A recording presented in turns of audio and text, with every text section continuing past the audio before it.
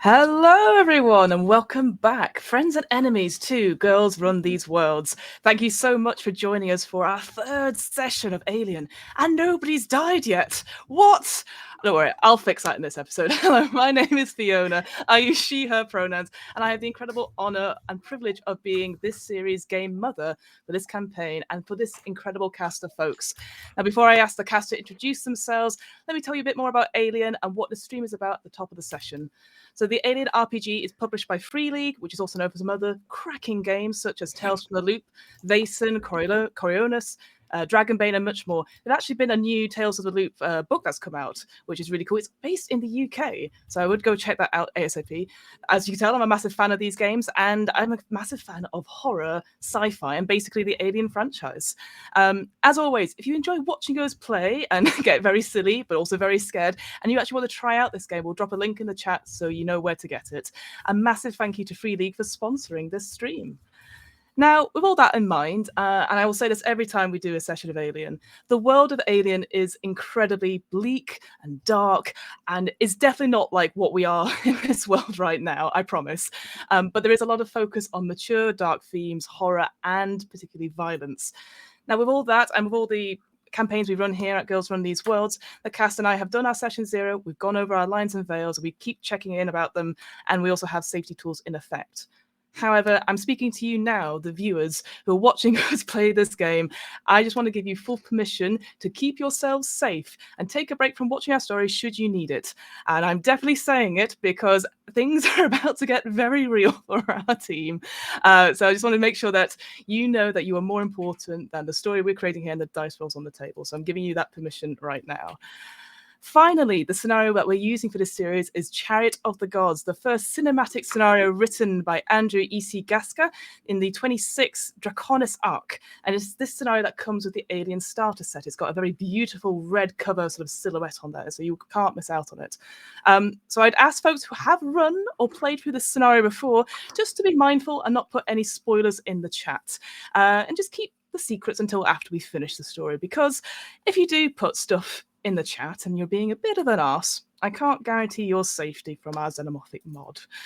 Now, with that all out of the way, I'm going to ask our wonderful cast to introduce themselves, going clockwise from where I am. And yes, I just want to hear your names, your pronouns, who you're playing in today's session, and of course our icebreaker, as I always come up with a cool sci-fi icebreaker, definitely not 30 minutes before the stream. The question this week is, if you were marooned on a planet, what one item would you take with you and why? So I'm going to pass it over to Arnica. Hi. Hey, everyone. Architects Ross. I'm playing our pilot today, Leah Davis. And she, her pronouns. If I was. Okay. So it's one item technically, in Okay. that I'm going Jamie Heineman style, a pallet of duct tape. Because a pallet of duct tape includes all the duct tape, the boxes, and the plastic that wrapped it. Did you Suppose not watch that episode of Mythbusters? I can do anything. Hey, yeah, you know what? I think that sounds cool. I was thinking of maybe something sentimental or a weapon. No, you've just gone No, straight duct in. tape. Man, Well, fuck some cinnamon. I gotta survive 3 weeks. yes, you'd definitely be there for 3 weeks. I played Subnautica. I know how long it takes. Fantastic. Thank you. We'll pass it on. Hello, I'm Reina, pronouns she, they. I will be playing Wilson, the corporate stooge, whose pronouns are they, them. And I think this is a bit cheap, but we're talking about space and science fiction. It doesn't matter. If I was trapped on a deserted planet or some other hostile world, I think I'd just really like to have a capsule house from Dragon Ball, like just Yeah. a pill-sized thing that I can just throw down and have a little shelter, a little bit of comfort. Um, I would love a lot of other things. Think some things more practical, some things more personal and luxurious. But at the end of the day, I'd just like a nice little house in pill form that I can just have in my pocket. Awesome. Love that. Oh, okay. We're like bullshit answers. Okay, I see how it is. Hey, friends, it's me, JC Darcy. I use she, they pronouns. I'm here playing Kayla Rye, who uses she, her pronouns, and a lot of sarcasm. I It's playing against type for me. It's real difficult. I have a cold. I'm sorry I sound like this. I'm going to try not to talk too much. I'm going to be that person. I need a Kindle or a Nook or some form of reading. I'll be fine. I'm probably going to die there. That's okay. But I just need my brain occupied in the meantime. One book wouldn't be enough. Don't like rereading books. Don't at me. So yeah, my Kindle or some tablet, and it doesn't need anything else. It just needs some books. Love that. That sounds awesome. Hello, I'm Maddie. My pronouns are she, her. I'm playing Cham, the cargo loader, also she, her. And I'm going to do a very similar answer to Darcy, but kind of slightly reversed. I would bring something to write with, whether that be electronic or just old-fashioned pen and paper, so that I could slowly document my hideous demise, and then like thousands of years later a future alien civilization could come and dig it up and put it in a museum or something. I love that idea of like Dear Diary, and they're like, oh, what meaningful stuff can we get from these writings? I'm hungry, yeah. That time of month, etc. Exactly. And that's me. My name is Ida. My pronouns are she and her, and I will be playing Miller, who is the pilot. The pilot. I'm projecting my anxieties. That's what I'm thinking about today. I'm the officer, and I'm the captain of the USCSS Montero, which we are not on currently. Nope. And her mind's in a million places right now. As for me, what I would bring. Y'all heard of a shiwi? Yes.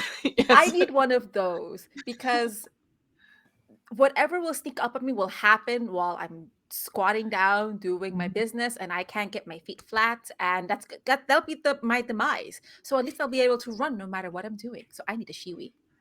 I love that answer. It's a real insight, these questions, into the minds of my crew and why they're so good. And so some practical stuff, some fanatical stuff, but also really good stuff. So thank you, crew, for answering my Fiona's icebreaker question of the week.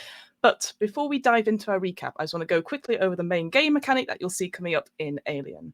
So when a character wants to do something where there's a little bit of risk, I'm going to ask them to describe what they are doing and then ask them for a role that combines one of their attributes and a related skill. By adding the levels in that attribute and skill together, they'll create a dice pool of d6s to roll, and these are known as the base dice. In most situations, they only need to roll 1 6, and that is a success, and that's all they need for the task in question. Very simple, very straightforward. Definitely they can do that. However, life on the cutting edge of space is pretty brutal, and this is where the stress mechanic comes in. You probably have seen this if you've watched our previous episodes. When making skill rolls, the characters must also add a number of d6 stress die, usually indicated by a different color. I'm going to hold up what one looks like from the Alien game. It's a yellow one. And add that to that dice pool equal to their current stress level. So if they've got a stress level of 2, it's an extra 2d6. So you think that's great. However, if they roll a 1, and I'll show you what a 1 looks like on the stress level there, you see like a little face hugger on that dice. Oh, wonder what that means. It means they risk panicking, and well, things go south very quickly if they start to panic. So naturally, the more stressed a character is, the more chance they have of succeeding difficult tasks or shooting things, because they've got more dice in their pools. But at the same time, there's more chance of failing with bad consequences, such as panicking, and well, even death can happen. One thing that they should be aware of, which we haven't done too much in the last 2 sessions, but I will remind our players just now, is that they can always push their rolls, grabbing any dice that doesn't show a success or doesn't show a 6 and re-roll them. But this is not without risk, however, because pushing a roll increases a stress level up by 1, and they must include that new stress die in the new roll. They can only push the skill roll once, unless they have a talent that says otherwise, and they can push any roll, except any roll that already contains a 1 on the stress dice, so that sort of facehugger thing, or on a death roll. The final bit I want to mention before we go back into our recap is one of the more unique elements of Alien, and that is the personal agendas. So most cinematic scenarios are split into 3 acts. We're coming to the end of Act 1. We might hit it at the break, depending on how our players do. But for each act, our players have a secret agenda that motivates their choices. I've already said to the players that they aren't bound to carry them out completely, but should they follow them, At the end of each act, I will award them with a story point, which they can spend on any dice roll for 1 automatic success. Finally, I have cleared this with the cast, but I just want to make sure the audience is aware that there is a traitor amongst us in this team. One of the characters isn't who they say they are. They are a secret android working towards a completely different agenda, mimicking the person they have replaced in our story. Only the traitor and I know who they are, and should they get revealed, their game mechanics change. But we'll get onto that if it comes to it. If it ever comes to it, really. So, admin is all out the way. Are we ready for our third installment of Alien, guys? Yeah. Yeah, love that. So, previously on Alien Chariot of the Gods, our crew of the US CSS Montero has been in the process of delivering a special order for a Weyland-Yutani corporate account. Currently, in the Montero's cargo hold are 72 high-pressure tanks of dangerous tritium gas that's in the process of decaying into extremely profitable helium-3. However, upon waking up from hypersleep, the crew discovered that their mission priorities had been changed by corporate. Their mission is now one of salvage, as the Montero's mother system had detected a garbled SOS signal from the US CSS Kronos, a Weyland SEV N3 Helios, that's not how you pronounce it at all, Helios class spacecraft, which has been missing for 3/4 of a century. Their new priorities, according to company rules, were as follows: recover scientific data and samples from the US CSS Kronos, escort the salvaged Kronos to Anchorhead or another Weyland-Yutani facility, and save any crew members on the Kronos. Unbeknownst to them, Wilson, our company agent, had also received a new directive from Weyland-Yutani headquarters, Special Order 966. This priority 1 order also indicated similar priorities: direct the crew to repair and return the US CSS Kronos, transfer crew to the science vessel, and bring back all xenomorphic materials. This directive had also authorized the use of force and indicated that the Montero should be removed from the equation. Upon boarding the Kronos, with some grisly discoveries along the way, the crew set about finding out what happened to the ship. Captain Miller and Wilson managed to access the ship's mother's mainframe, bringing back online basic life support and main power systems. They then headed down to the bridge to discover a number of burnt-out terminals and extensive damage to the systems. Notably, the holographic display table had been burnt out by an electric fire, and somebody had taken an axe to one of the pilot stations, leaving the weapon embedded in the console. Indeed, it looked like extensive repairs would be necessary, as it was becoming more and more clear that somebody had sabotaged the ship. Ryan Cham ran half a shift cleaning and repairing the carbon filters in the air scrubber shaft, allowing for fresh air to be produced by an electrolysis system. Unfortunately, due to the noise level and the focus on the task at hand, Cham failed to spot what I described as some sort of seaweed-like mold on one of the fans and disturbed it in the process of cleaning. This disturbance released a small, almost imperceptible murmur of motes which danced briefly before being sucked through the ventilation system. Wright also detected movement some zones away as they were playing about with the tracker, waiting for Cham to finish cleaning the air vent. The ping seemed to come from beyond the currently locked cryo chambers, which, for those who recall in Session 1's cliffhanger, had been deactivated, according to Mother. However, after reporting in this ping, the signal ceased. And finally, our foolhardy pilot Davis decided once again to go alone, in quotation marks, for a short adventure by themselves to the Medilab on Deck B, in the hopes of finding some sort of stimulants. She found, well, a lot more than she bargained for. A quick look around the medpod room indicated that one of the medpods was offline and non-functional, and Davis could see through like a window the plexiglass tube had splintered and shattered.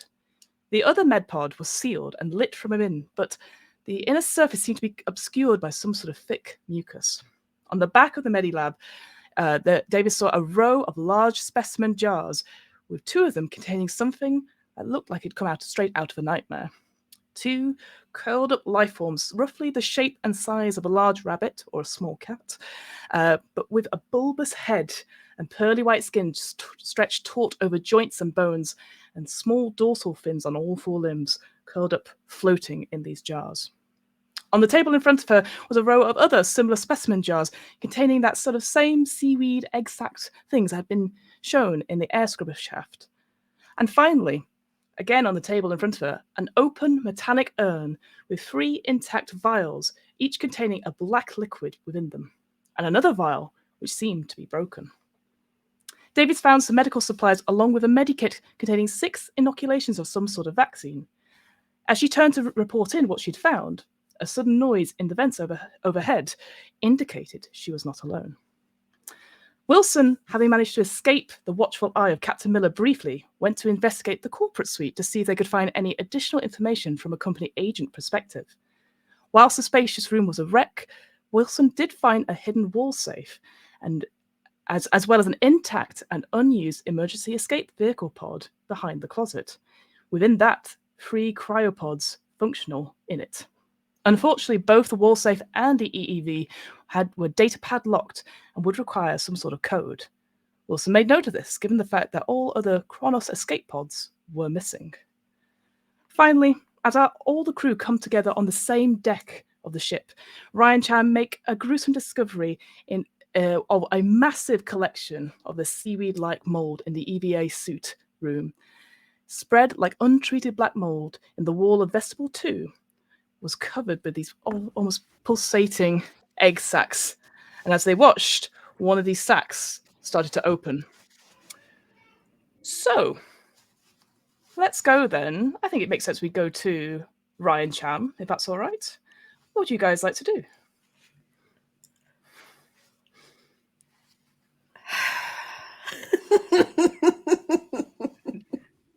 Yeah, I think Cham is gonna duck out of the room and try and grab Rye with her to avoid being sprayed by anything coming from this weird organic mass. Yep. Was Easy it enough. completely blocking our access to what we came for, or is it possible to try and grab a couple of? Because I know my buddy Cham is nearly out of air. Yeah. So where you sort of come in, your sort of lights of your suits sort of light up, and you see the room there. The suits are on your right, essentially, so the south-facing wall. You can see there are 2 suits next to you, but to get into them and like they're heavy. Like you know how long it took you to get into that one, and it's just like a mass on the wall. It's something that if you left it as you tried to return your deposit, if you were leaving your renting room, you wouldn't get your deposit back. If you see what I mean. Okay. What's the right play here? I don't know. That stuff doesn't look healthy. So, but also, yeah, air, blow. And the air will come back online, but it'll take a while. It's gonna have to flow through the system for a bit before it reaches all the parts of the ship. So, yeah. So you need to go back. You need to go back to the Montero, right? But what if people need me here? I mean, this place is not safe, and I don't want to leave you all behind. You're no good to us with no air. With the best will in the world, you're not a superhuman. Okay. Yeah. You head back. I'm gonna get the corpo down here. I think that's the play. Just as a reminder, Miller did call for backup, but the 2 decided to do what they're doing, which is cool. I'll make it clear now that you probably get that report now. I'd say to make it easier, because I know we were doing loosey goosey with time last time. So yeah, I'd say right now is that when you get that thing, so she needs backup right now in the Medilab. Shit. Okay. Are you good to get that while I head back? Sure. Yeah, you're not going to make it down there. All right. You go back. I'll go see what Miller needs. I'll talk to the corpo en route. Cool. If you need me to grab the power loader on my way back, let me know. I think you should definitely bring the power loader. Cool. Okay. Weird conflicting feelings of being excited to use it and being really, really scared of what I might use it on. Okay. See you in a bit. All right. I choose to believe that was in character. I agree completely. Yeah, that's completely. That was very jealous. Still very jealous that you get to use it and I don't. But we'll deal with those emotions later. All right. All right, so as you split up, Cham, could you make for me a wits observation check, please? Oh god. Plus Okay, your stress, please. cool. I got 2 6s and a 1 on one of my stress dice. All right, so yep, let's do a panic roll then. So roll a d6 and add the total of your stress you got. Cool. That's a 6 on the stress die plus 2, so 8. 8. Ooh, interesting. Okay, so you start to make your way back up to deck A. And as you're sort of making your way, again, just going up that junction B, because it's sort of straight up. As you get up, you hear something. And as you look, like just quickly dart around the corner to see if it was something, because you know Rye had said about, you knew about the ping as well. Just for a moment, you think you see something just, not scurry, but something moving around the corridor, upright, on 2 legs, moving around the corridor. And it freaks you out. Like, you just, oh god, like, you're running out of air, all these sort of things. So currently, you have the condition of tremble. And that means you start to tremble uncontrollably. All skilled rolls using agility suffer a -2 modification until your panic stops. So you are panicking just now. But you're at the top, basically where the airlock is. So you can go back to the Montero, but you have just seen something move around the corridor. Cool. And I assume that I'm up to stress level to 3 now. Not at this point. So you don't Okay. get it for that panic roll. So no, I will tell you. I'll tell you when it goes up. Great. Like, the higher you roll, the more likely it will go up involuntary. So Awesome. Okay. Yeah. I think I will do a call in the comms and just be like, I promise I'm going back to fix my air, but I saw something scuttling around and it seemed to be up on 2 legs at one point, and yeah, it's not good. It's not good. Is anybody else in that area? Corpo, is that you? Not that I'm accusing you of being a scuttler by nature or anything. I'm just wondering where everybody is. I haven't scuttled in a long time, and I'm enjoying currently catching my breath down on deck B. Mm-hmm. Yeah, this was definitely deck A because I am heading up and out. Okay, I'm vacating deck A. I don't want to be here anymore. How big was it? Is it a crew member? Did someone survive? How big was it? Or I guess you got 2, didn't you? 2 successes. Yeah. It looked as if you just missed someone. If you see what I mean. It could have been a person.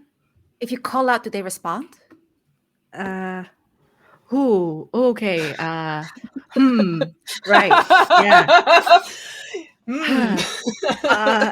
Is that an order or is that a suggestion? Well, we're here to recover people. That was the corporate mission. If there are survivors, yeah. and hello. they might look different because the ones we saw had like the longer arms. That was weird. Yeah. Yeah. Okay. Hey, is there anyone needing help? Interesting. So you hear that? You're the one in need of help. Yeah, it's about to be. Whoop. Oopsie. As you say that, Cham, I think because your voice is trembling slightly as well, because you're like, anybody there? Anyone need help? It almost feels like, you're in space again. You know, like, whilst you didn't do the spacewalk yourself, you know you've been on spacewalks and stuff like that. So that idea of a void, and suddenly you can hear your voice echo, and suddenly you realize how small it sounds in your helmet, and how very, very alone you are just now. There is no response. Make for me an air supply roll for me, Cham, please. Okie dokie. So I believe that's just you've only got 1 air left, right? Yeah, and that was a 4 on the die. Okay, so you keep your calm. But again, you get the sort of flash warning saying that your air supply is low. Okay, I'm not hearing anything. I really need to go back and get some air before things get suffocating. So yeah, I'll be back really soon. All right. Mm-hmm. Rye, were you on your way? I'm right on my way now. Don't worry.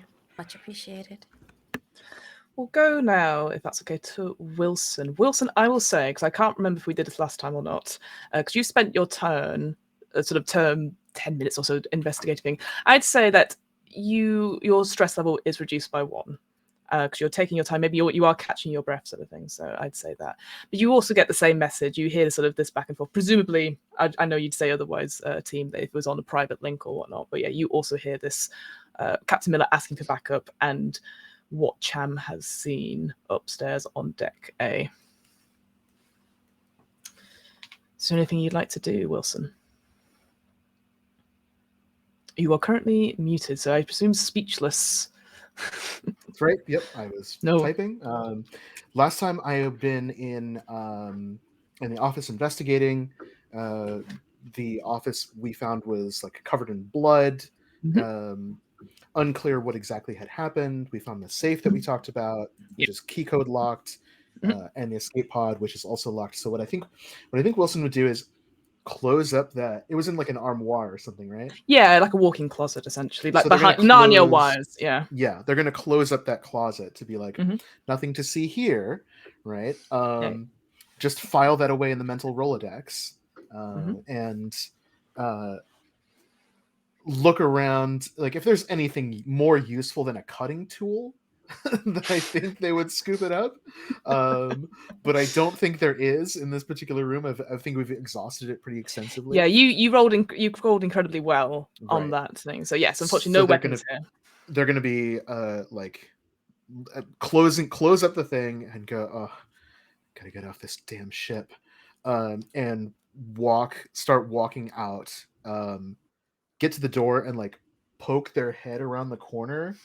So I think the shot is like the kind of claustrophobic over the shoulder from the back angle, and then wide angle shot, the classic Alien, like everything is still. There's like 2 or 3 particles of dust just floating into the empty hall, and then just the little beam of the headlamp sticks out, and then they turn their head to the left and then sweep their head to the right, and it blinds the camera briefly as they're kind of looking around like, is anything here? Because something's moving around up above me. Very I don't good. like this. I love that. Yes, no, absolutely. I think for that amazing description, yeah, I'd say wits observation, please, with your new modified stress level. All right, I'm back down to 0 stress. gotta cut my breath enough. Cool as a cucumber, yeah. As a cucumber. Wits and observation, 1 success. 1 success. You listen, and eventually you do hear the footsteps of Rye coming around the corner, or in the distance, depending on which way she goes. But yeah, you don't sense anything. And from what you overheard on this channel, the way Davis was describing something above, something moving and loud noises, you don't hear anything like that. So you think, for now, whatever it was is not in your section. Okay. With that in mind, they kind of take a step into it's the one small step for man, one giant leap for mankind moment of the big compression suit boot. Just a close-up shot of that, like stepping into the hallway and like waiting for something to happen. Nothing does. A sigh. They turn to face the camera and start walking down the hallway. Captain, I'm sorry to say there was nothing of particular use in that office. I was hoping there would be a terminal, but it's been tossed, and it's not good. It's not pretty. If I didn't know any better, I'd say someone exploded in there. That's definitely something I'd like to take a look, and we need to report casualties and what happened to the crew. But yeah, we'll put that on the checklist. Yeah, on your I filed it clipboard. away. I've made a note. I'm on my way to you. I don't like the way that we're all so isolated. Oh, I thought you were getting pretty comfortable there.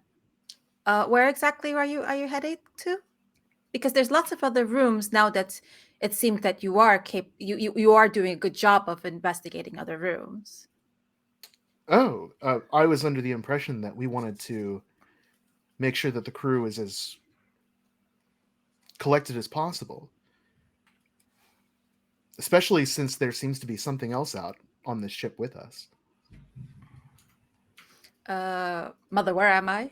How close You, am I believe from where we said last time, where we ended last time, Yeah. you and Davis are in the Medi Lab. So it's just down the corridor there. So you know what? I've got my mouse. So Corporal seat is there, Yeah, the yeah. place I'm sort of fumbling, and I believe you guys are here in the Med Lab. So I'm officially inside the med lab. I don't think I was it last, or Well, transitioning into. You can tell be me. you can be as close to the med lab as you want. You can be right inside. You can be in the corridor. We know that Davis is in the med lab Yeah. currently. So yeah, you can be wherever you wish to be. I Oh. assume within the vicinity of that. Let's say I'm like at the door because I don't know Okay. what's inside yet. As a No, I character. understand. Yes. No, that's fine. Yes, so you're sort of there. I'll resume the chat with Wilson. Is Ryan her way? Is I this on think public I channel? think that's what I heard over the comms. You know what? Have Ryan accompany you. You're right. We shouldn't all be alone. Is that And on a then we'll- private channel, or can I hear you say that? No, this would be public because this is information. Because I did ask Rye for backup, and Yeah. if Rye is together with, All right, Rye, I'll meet you halfway. That would be my pleasure. All right. I'll So make as my way around there. perfect, yeah. So we'll now go to our sort of final little duo. We'll go with Captain Miller and Davis. and I'll switch to private. Fair enough. What? I'm here. What do I need to prepare for? I don't know, but y'all are not taking this shit seriously. There's something fucking in here, Miller. Just real quiet. Open the door. Real fucking quiet. Keep your eyes up. There's something in the ceiling. Okay, I can act on that. I'm going to now open the door real fucking quiet. All right. Yeah. Yes. Doors on the Chronos, they act with like a hand push essentially. So yeah, you need to do that, and it sort of slowly edges its way open. It feels almost impossibly slow at this moment, but it does makes a tiny bit of noise, but nothing out of the ordinary. So it's open. I keep the door between myself and the room, and I look up. Okay. Make both of you can make for me an observation, a wits observation check, please, as you're listening out to see if you can hear the noise again. All right, we have stress. Oh, it's a lot of stress. It's a very stressful situation, Captain. What the absolute fudge? No successes. A Mhm. 1 on the stress die. All right, we'll do a panic roll for you in a second. Davis, how are you doing? I got a 6, a 5, a 4, a 2, and a 1 on my wits observation, and on my 2 panic, Okay, I so success. got a 6 and a 5. Oh, 2 successes. Amazing. I know, it's super cool as a cucumber. Davis just strolls out. But Miller, let's do a panic roll for you. So yeah, a d6 plus your stress level, please. That is a total 5. 5. There's like almost like a bead of sweat comes down, and you're just you do sort of the beckon, like come. And again, Davis seems to be impossibly slow, like maybe not swaggering. I know I've made this up now. It was big in my head because those 2 successes were pretty good. But neither of you hear anything. And you listen and you look up and you keep an eye on telltale signs of like the vent and whatnot, but it doesn't seem to be any motion or any movement there. So you think for now, whatever it is gone. Okay, so I've still got that scalpel in hand, but now that I've backed away from the wall some and I'm edging towards Miller, along the clearer side of the med lab. So I'm going the long way around Oh away yes, from the the med med pods, pod. obviously. But Obviously. now that there's someone here with my back, I take my other hand and I pull my bolt gun. So I'm just real slowly and very quietly making my way around the room to Miller. Mhm. I'm like, I don't know what the fuck we got to go. When there's more of us, I will show you what is in here. But yo, we, I it should not just be two of us in here. We should go. We should go. We should go. We should go. I'm just Miller, kind of like trying to rush us out the room. Miller. What I said, I'm Miller. Wow, I'm really. I'm Ida is like I'm looking at my Fitbit and my heart rate is like. Davis, I told you earlier. Someone tried to stop the chronos from moving. I think that was the right idea. I'm pretty convinced. Yeah.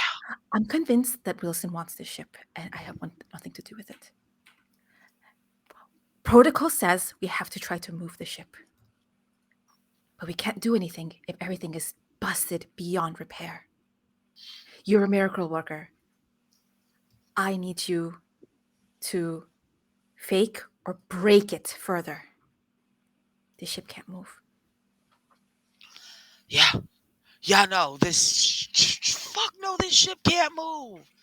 Shit, if you can get Wilson off this thing, we'll blow it the fuck up before we leave. But we're going to be forced to try. We have to follow protocol. But we can make sure we can follow protocol for a dead ship, and we can make sure it's dead. I think at this point, this is where Wilson and Rye would meet up, and I think you guys would meet in that sort of beautiful area that's just named on this map, the living area. And you'd meet up in that area. And one thing I'd say, because I didn't describe this last time, because I know Davis just sort of went straight to the med lab, but this whole area, these rooms, you can see they're indicated for crew quarters, and a quick glance in the sort of what I consider the traditional porthole of looking into the rooms, you might see the lights in there are flickering slightly. They are locked, and a quick glance in, certainly I think Wilson will have had a quick look in, perhaps, as well as Rye. But you will have all seen this at this point when you're all talking. They are ransacked. There are bedding that's been ripped apart, upended chairs, etc. So these crew quarters, it seems a lot of damage has been done to them. Well, this is getting more interesting by the minute, isn't it? Yeah. Reminds me of a couple of nights in college. Forgive me while the mental images just stunned me for a second. Didn't picture as the type. It's I wasn't always as straight-laced as you think, Rye. I would never assume to pass judgment. A job's a job. You can be who you want to be off shift. But right now, this is serious business. Cham and I found something that might be of interest to you. I don't know. I don't know exactly what we're looking for. And I'll describe this moss, this egg sac-laden fungus stuff. Mm-hmm. I'm not a botanist. Foul. I'm not a myconid expert or anything, but that doesn't sound like anything I've ever seen or heard of anywhere in space. So if that's what we're looking for, you might want to get a load of it. Wilson puts up a very flat response. Feigned concern, I think, is the word I would use. Like there's literal concern, which is like, oh, that's horrible, and I don't want to interact with it. Mm-hmm. But also, Wilson knows they have to recover quote unquote xenomorphic materials, and some kind of alien mold egg sac thing would certainly constitute something xenomorphic. And so they're like, well, now I'm going to have to touch it. I don't want to, but I'm going to have to carry this out of here somehow. this is the only way I'm going to get this promotion that I've been dying for months and months and months. All right. So it's very like, huh, that is disturbing. My God. I've never heard of anything like that either. There's, the Marines that come back from various worlds talk about parasites and those locusts, that low-flying insectoid creatures, but some kind of fungus or a mold. That's... I'm not a scientist, but Neither but am I. listen, if it ends up being exactly what you're looking for, then you just remember who gave you the tip, you know? I scratch your back, you scratch mine. All I know is that the company wants us here to recover the ship and its crew. Anything else is secondary. I'm not sure I'd want to get my hands on covered in that stuff, but... Ah, right. I thought we were just getting the stuff, but they want the whole ship. Ah. Company property. It would be an incredible loss. I mean, Wayland Yutani doesn't want to have to write off No. several 100,000 credits worth of investment here. And they'd be really grateful to the crew who, managed to bring back that investment for them. And That be very is true. generous, perhaps, monetarily, if you get what I'm saying. I'm not subtle. You're among friends, Rai. You don't have to be subtle with me. Do you know, I'm really glad you said that. Because I feel like I can trust you. I feel like we can rely on each other. And I wanted you to know that. But if we're already on the same wavelength, then that makes me feel so much more comfortable. It's the least that I can do for helping me out earlier. I want you to know that spacewalking isn't exactly my forte, as you might have guessed. I never would have guessed.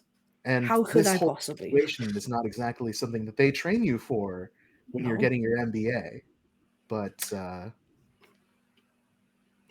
think she laughs a little at that. yeah, like there's a little like No wry shit. smile at the edge of their mouth, and they go and they kind of like lean against the like one of the upturned tables a little bit, like the hands on the back, cross the legs. Like this is we're in full. This is my office, and I'm kind of like holding court mode. But it is good to know that there's people out there that you can count on. And absolutely.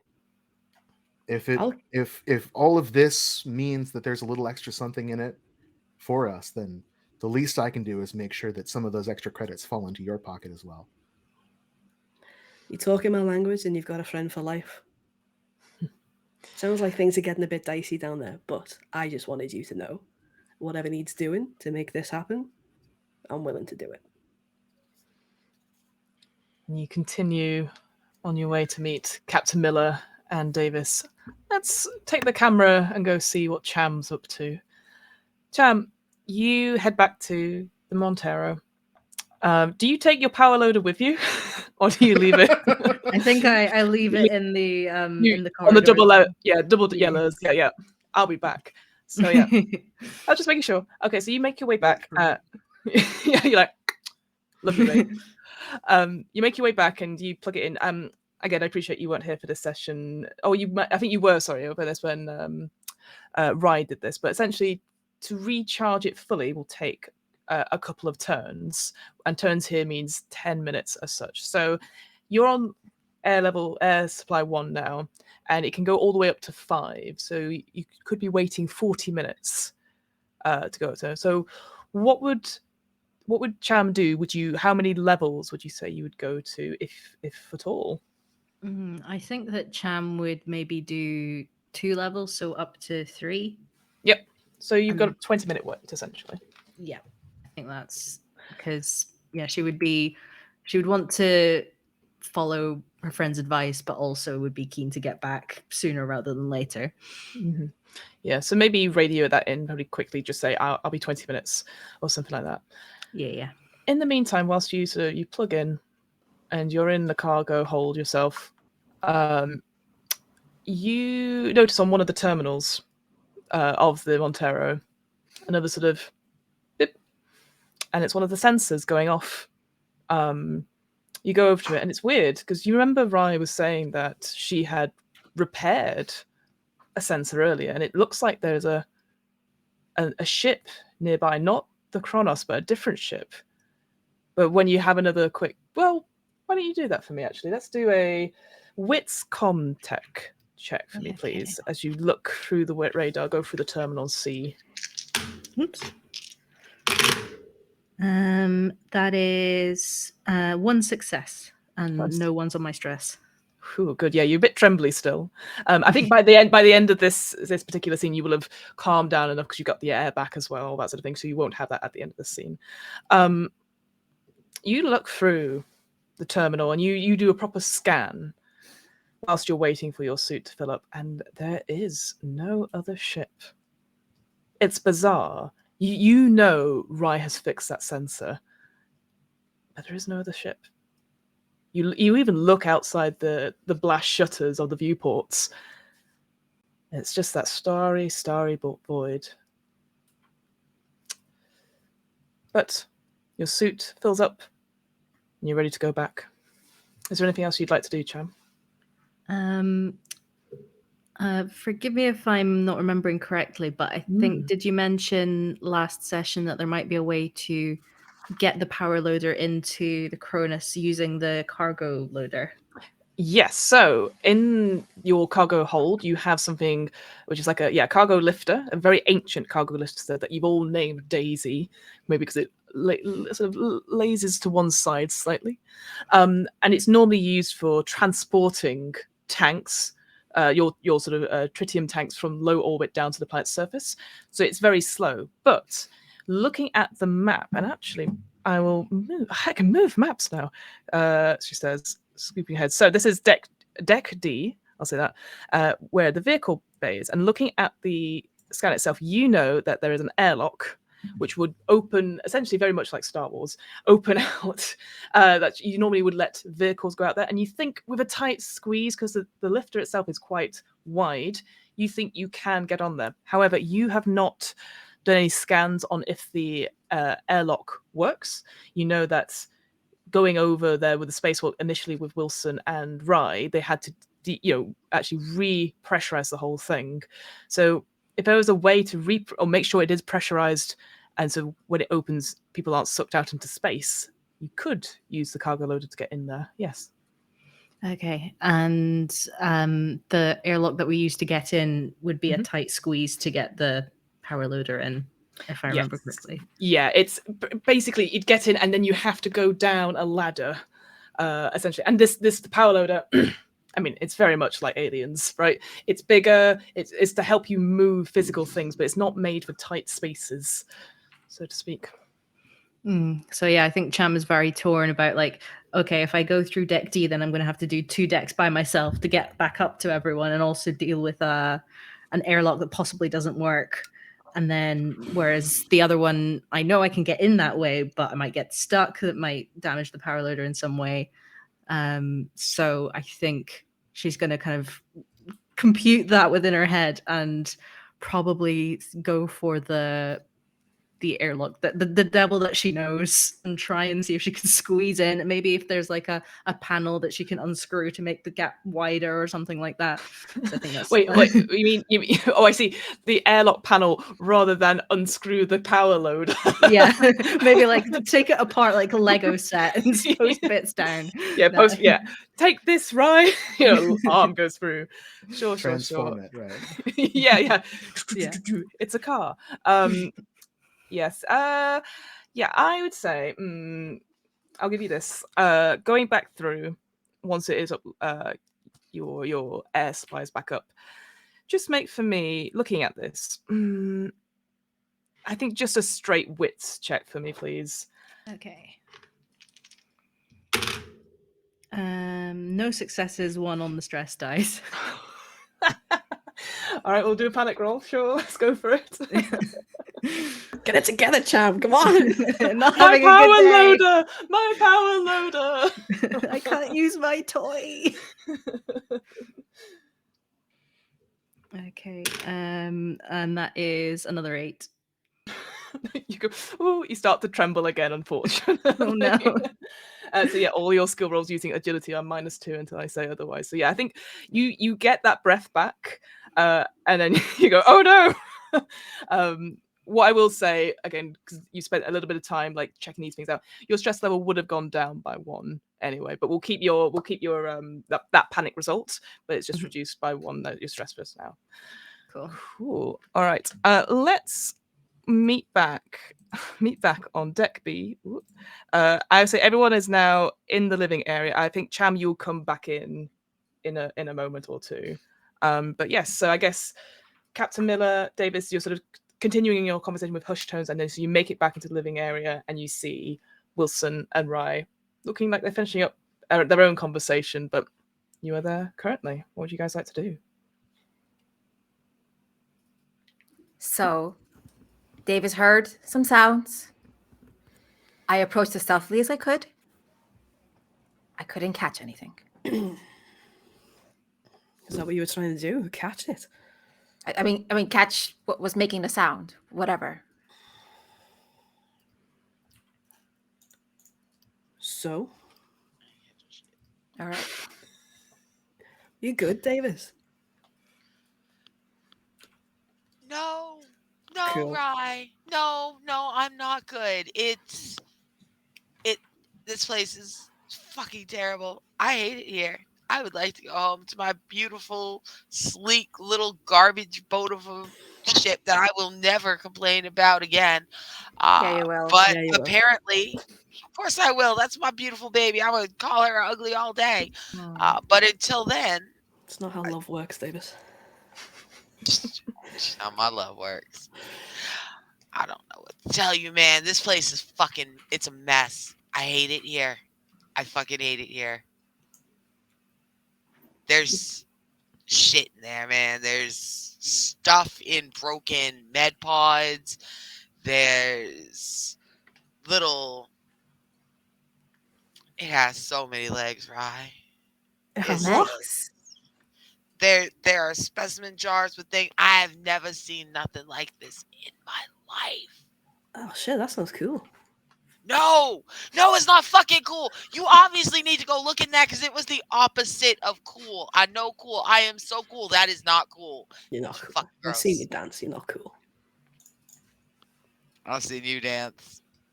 Yeah, but You're I'm not. white. I never claimed to be cool. Look, if it's part of what we need to... Wow. If it's part of what we need to get, then I trust you that it's there. We'll mentally catalogue that. Tick. Got it. Good. We got to try and find some crew if there's any about. I haven't even seen any bodies apart from Mr. Stretchy up there. And then we got to get this ship moving. That's what we're here for. All right. In that case, I think we've covered almost one half of this deck laterally. Let's get on with the rest of it then. I think at this point, Cham, you would have made your way back.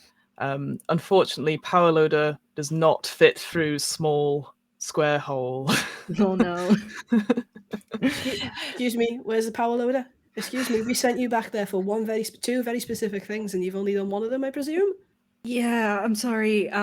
It just doesn't fit through the ladder opening. I can try and get the power loader in through deck D, but I assumed that me going alone through 2 decks by myself was not a good idea. I'll come. But I'll come play.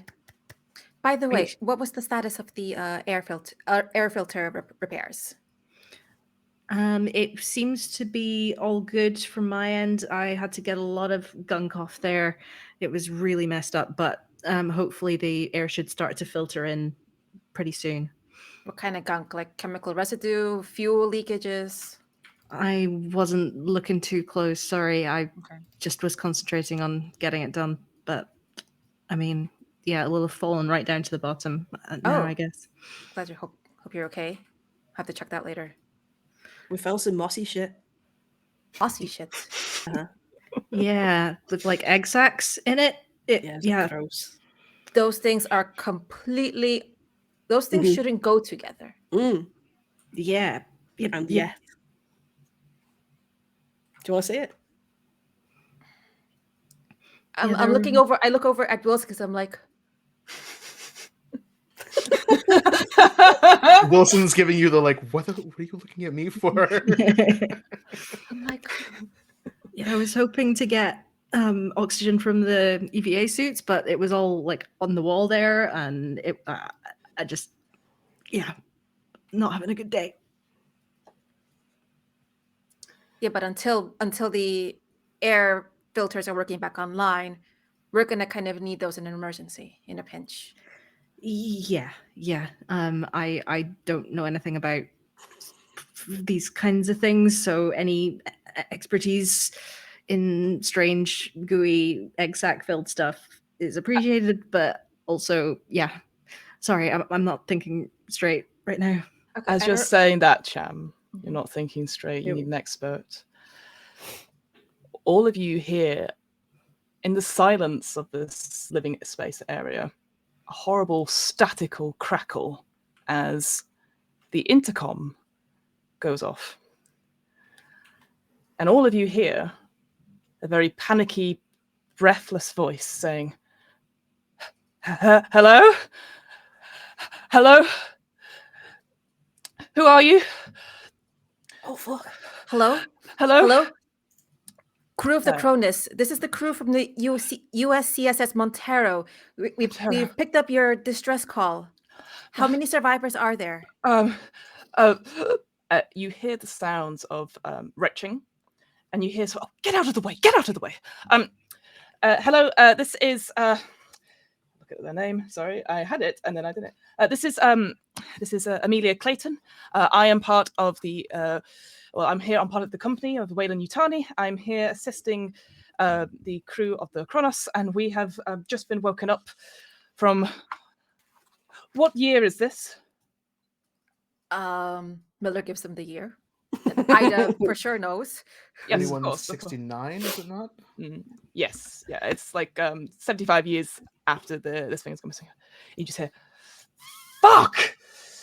Oh, all right. I assume if you've managed to get here, God, look at this fucking system. And you hear bashing like coming through the intercom as well. And actually, at this point, let's say it's one of those fancy sci-fi intercoms where the camera turns on. And all of you can see this person, an individual with sort of shortish blonde hair, wearing a very similar outfit, although possibly a little bit dated, a similar outfit to Wilson. You can see she has bags under her eyes, and actually behind her, it's a very much like one of those horrible green, very greeny. God, do you remember the Game Boy Eye? With that eye camera, very much like that. In terms of, hey man, it was one of those years. And you see behind her, there are other individuals.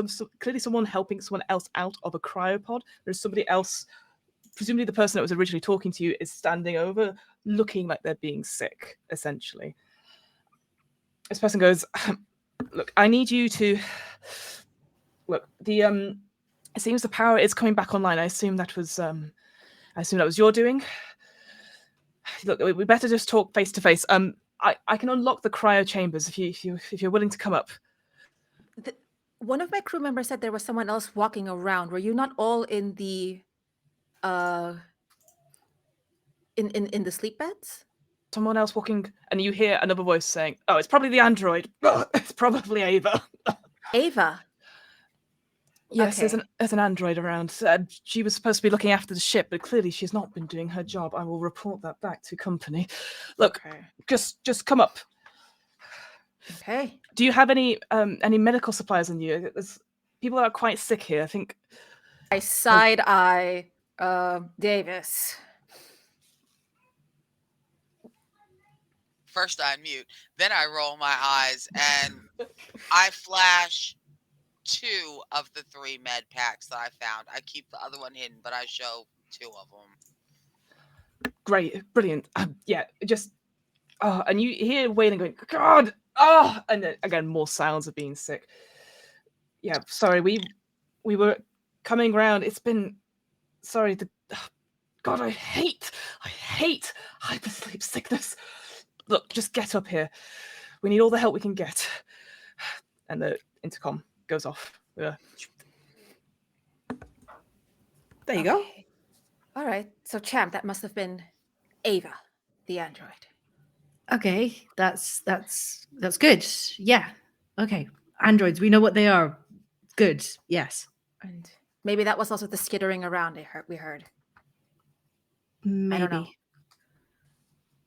Maybe. Maybe. Although it's kinda not crossed promising my if they weren't arms. responding to calls for help. Mm. Captain, we can't meet those people face to face. Wait, What? why not?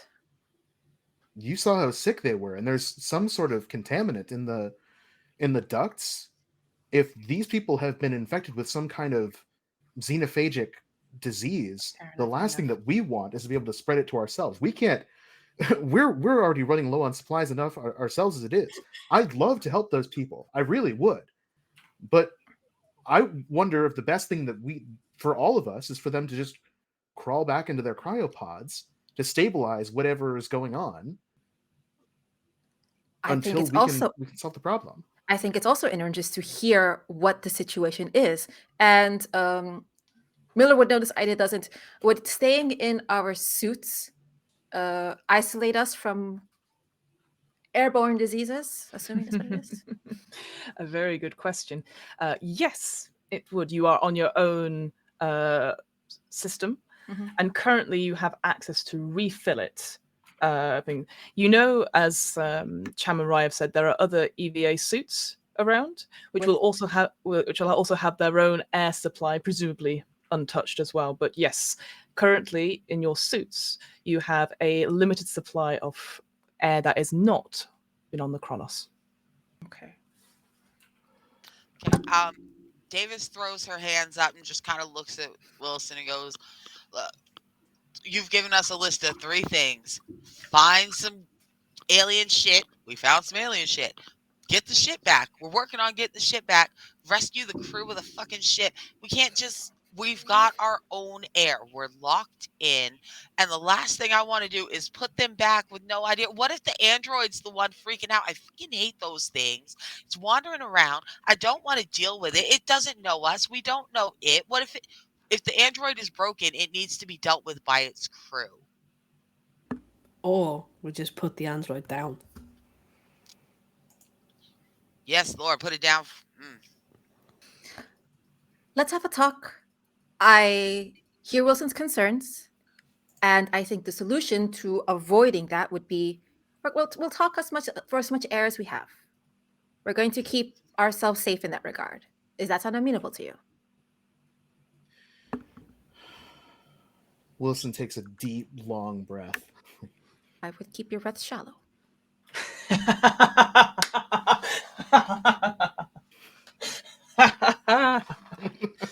Sorry. There's a pregnant pause right there. This is the turns have tabled, right? This is the opposite of what we It did is last time. pretty much. I love yeah. it. I think what they say is just look, I don't want anything bad to happen to these people, but I don't want anything bad to happen to us as well. This is your call. It's your job. It's your operation. So if we talk, we talk. I don't want to get in a fight about it. I just want us to remember, if anything happens, we had the chance to say no. We're going to talk. We're going to keep ourselves safe by keeping in our suits, because knowing that is going to help us complete the mission that we're currently on and get us back to our respective safe place sooner. We can agree on these things. We'd all like to get back to port as soon as possible. Especially if there's a goddamn paycheck waiting for me. All right. We're going to meet our hosts, I guess. Mind your air. Keep some distance in case someone gets grabby. What brought them out of hypersleep? Yeah. Was it Mother? They said the power came back on, so I guess that's triggered the failsafe or something. Just seems odd. We Alright. come aboard and they wake up. Just Okay. flagging it Noted. for posterity. I look at everyone as like, we all have jobs that we're good at, like particularly Nada Davis. And we're gonna get it done and get the hell out of here with the job being done. Okay. So, team, head on back upstairs, I assume, towards the cryo chambers, which were on deck A, towards the back of the ship.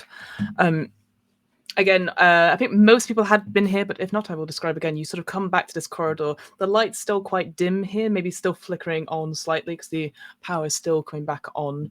And you see the door that Davis described last time, this door that seemed to have lots of cuts or scratch marks as if something was trying to claw in. The difference this time, though, is that at the sort of the viewport, which has been sort of moved aside, you see the woman that was on the intercom to you, Clayton. And you could just see her go, "Oh, thank God, what took you? Come on, Hold on. Just... Hi. I'm Captain Miller. This is the crew of the Montero. Oh, God. Jones? Oh, sorry. Johns, get over here. Oh, for God. And you see her duck out of view. And she comes back and she is dragging this gentleman here. Sort of a very scruffy looking man, very patchy looking beard, rubbing the bits of hypersleep out, looking very gaunt. And apologies, Kronos's XO Johns. I'm the. And Clayton goes, "You're the captain now," and sorry, I'm the captain of the Kronos. Sorry, I'm still getting my bearings. And Clayton just rolls her eyes. You say you're the Montero. Yep, that's us. Montero. We heard your distress signal, and our corporate liaison reminded us of our legal duties. Oh, right. Sure. Sorry, it's... Oh, God. I don't think I've ever been in hypersleep so long. And you can see he's trying to focus through to you, Miller, but he's really struggling to focus. Anyone who would like to, I would say there's no stress in this just yet because you are conveniently separated. Anyone could make for me a empathy medical aid check for me, please. I'll open that to everyone, but don't include your stress in this. I don't think you need it. 2 successes. 2 successes. 3 successes. 3 successes. Wow. We all went to medical school today. A 6, a 5, and a 4. Excellent. Yeah, so everyone can definitely see, and you will have definitely been through that training that Wayne and Yutani put on about the effects of hypersleep and about the dangers of being in too long, that it could cause acute disorientation. You yourselves have definitely felt nausea, so it would not surprise you that this would be an effect of long-induced hypersleep, that he is struggling to put things together. But Clayton seems a bit more with it. She's sort of like, "Oh, for God's sake, look, I'll speak on his behalf if that's okay." He's still coming to terms with the fact that he is now the main authority on this fucking vessel. The damage is extensive all over the Kronos. Did your android go rogue? What happened here? Well, it wouldn't surprise me. She's always simpering in the corner, saying that she would help and stuff like that. I don't know. We locked her out there to deal with, well, and she looks directly at you, Miller. Has there been any things out there? That's what I'm asking you. We've heard movements, we've seen shadows, and now that you tell us there's an android running about, that's probably it. Right, yeah, that's probably it. You don't know? Are you expecting something else to be? How am I something supposed to know? How am I supposed to know? I've been in hypersleep for 75 years, Johns! Let's all calm down. Everything's all right now. Oh, I see. We're here to help. Clocks you, Wilson. I said, "Oh, thank God." Nice to see a fellow agent in all this. I thought I'd never seen anyone like this. What is going on? Well, as Captain Miller has been so expertly explaining, we are a cargo ship which was delivering a shipment of gas. We were rerouted partway through our journey by Mother due to an interception of your distress signal. Once we arrived, we assessed the situation and saw there was some sort of difficulty with your ship and damages. We've boarded, we've been walking around, we've seen a lot of horrible things on this ship. It seems as though you people have really been going through it. Yes, yeah, that's one way of putting it.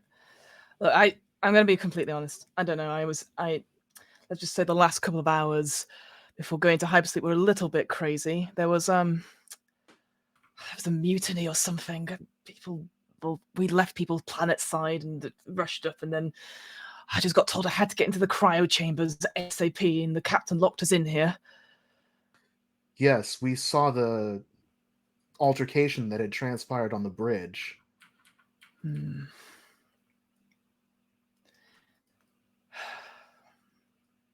You mentioned things.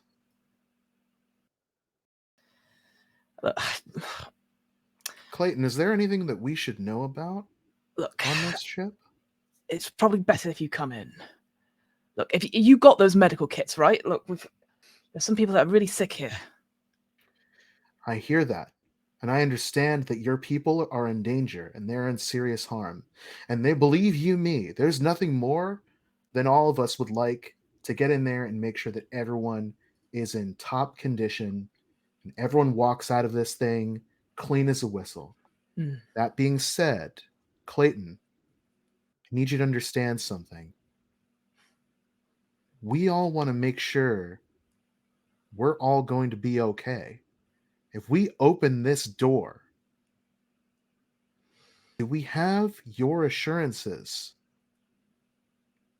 that everything is going to be all right and that we are not potentially exposing ourselves to any unknown vectors of harm? I'm talking pathogens. I'm talking any other particular risks to our people. You can tell she is getting frustrated. Louise takes her time and she goes, I can guarantee on my hand of whatever fucking company handbook you adhere to now, whatever edition, as far as I'm aware, there is nothing in here. We quarantined the area, and as far as we know, this is the cleanest place. Wilson turns and looks at everyone else and then kind of hangs on Miller with like one eyebrow up, like, I mean, quietly, directly to at least our own group. Mm-hmm. I mean, Amelia seems to really feel comfortable with you. It's kind of a wrinkled smile and like a she's just You're all there fine. looking out. Right. Turns back.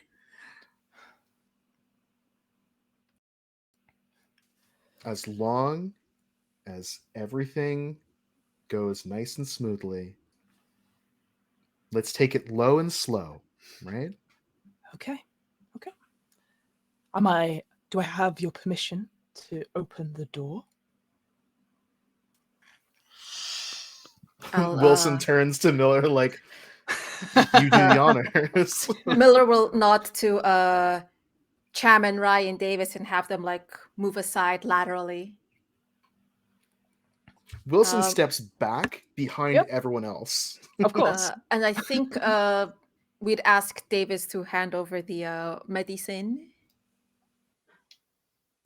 What do you hand over, Davis? You said you had stuff.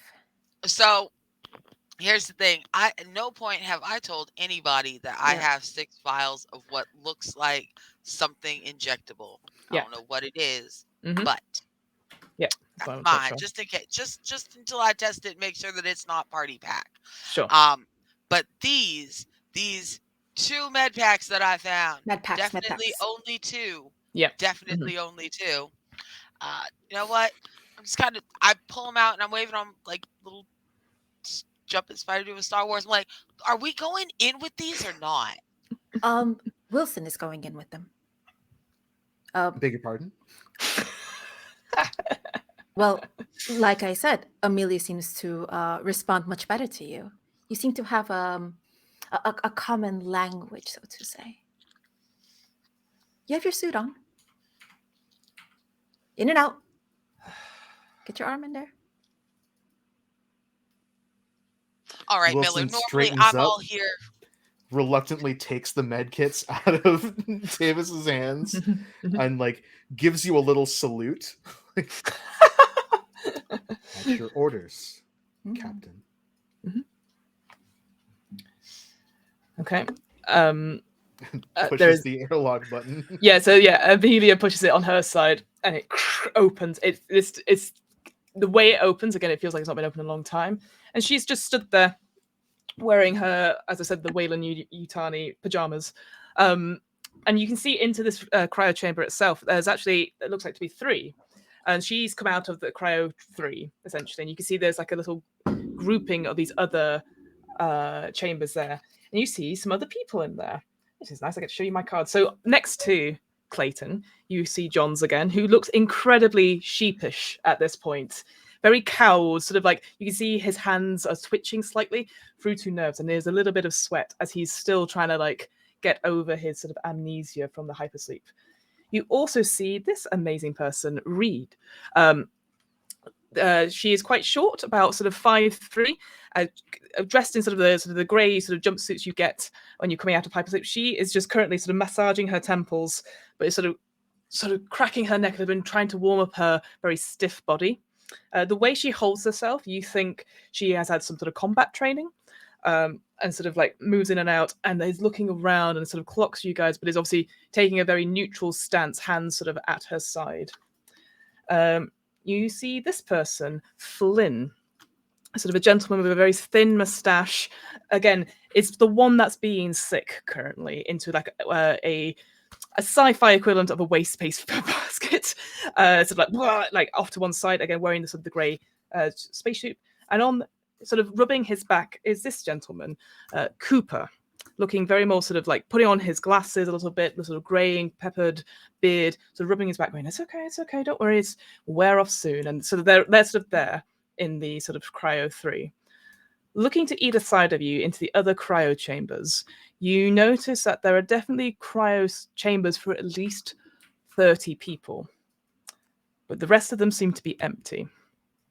And more importantly, in cryo 2, you see there are 2 unopened chambers, and even from this glance you can tell that there's something in them, but they look sort of, you can sort of glance quickly and you see Clayton go, they didn't make it.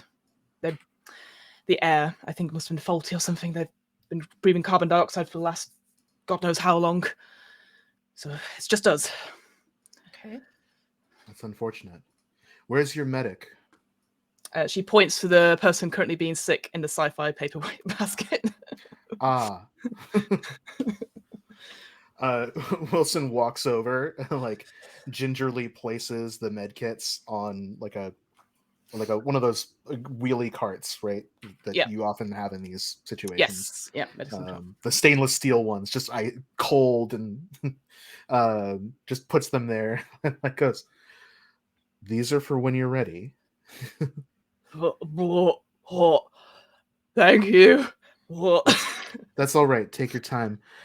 They walk back around and just kind of look at everyone in the room. Well, I suppose introductions are in order. My name is JJ Wilson. I'm a liaison from Wayland Yutani. I've been dispatched by the company to assess and embed with the crew of the Montero. I'm here for anything that you need. If there's anything that I can do within my power to communicate back to the company, to provide you with resources or assurances, I want you all to know that we are here to make sure that everyone comes out of this thing all right and healthy to the fullest extent of corporate policy.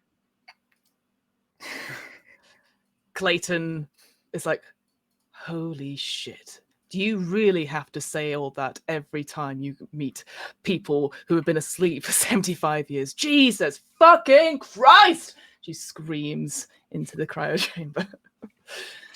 I appreciate that you've been under a lot of stress for a long time. John's... Leave you me, Miss Clayton. There's only one thing that I want, and it's to make sure that all of you are all right. You see John's sort of... Thank you. Apology. Chips. Exo. John's. I am... Well, I'm in charge now, I guess. And he goes to his pocket and goes, "Oh, damn, the key card. So I normally would be able to access the mainframe, but I seem to have mislaid it." Yes, your mother unit has been undergoing extensive updates. It's been syncing with our unit on the Montero. It's going to take some time, but sooner than later, hopefully, the life support systems will be coming online. Although, I have to say, Captain, I have some concerns about that system once it does come back online. You see, our people have been investigating the internal workings of the Cronus, and they've discovered something distressing, which you may or may not be aware of. You got a mold problem. What? What are you guys? What the rest of you guys do? Are you coming into the cryo things, or Fuck no. Oh, okay. Making sure. I think you're just like yelling it through your like literally speaker through the door. Whatever window space there is, I'm like Milo's peeking through, but she's a she sent a diplomat over apparently. Yeah. And like John's again, you tried to have the conversation, Wilson, with John's, but it is painfully slow. Right. This person's not had even Montero level coffee, and it's it's really struggling. Yeah. And you see actually the others as well. The sort of Cooper is really massaging the back of Flynn and sort of like here and gets out the medikit and starts going through and starts to help them with that. And it currently the crew, they seem to be getting their bearings, but they are pretty out of it. So they take what you're saying on board. Like Clayton is sort of getting there, but as you keep trying to talk to her, she's just incredibly angry. It's interesting. It's sort of like they've gone back to their sort of basic feelings. And whilst most people are confused or sad or ill, Clayton has gone anger.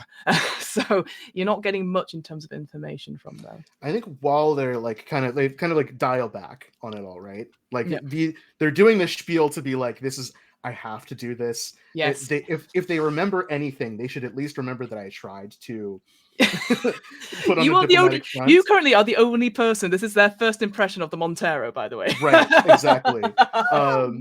And so I think like, listen, you all clearly are in need of some kind of food and water.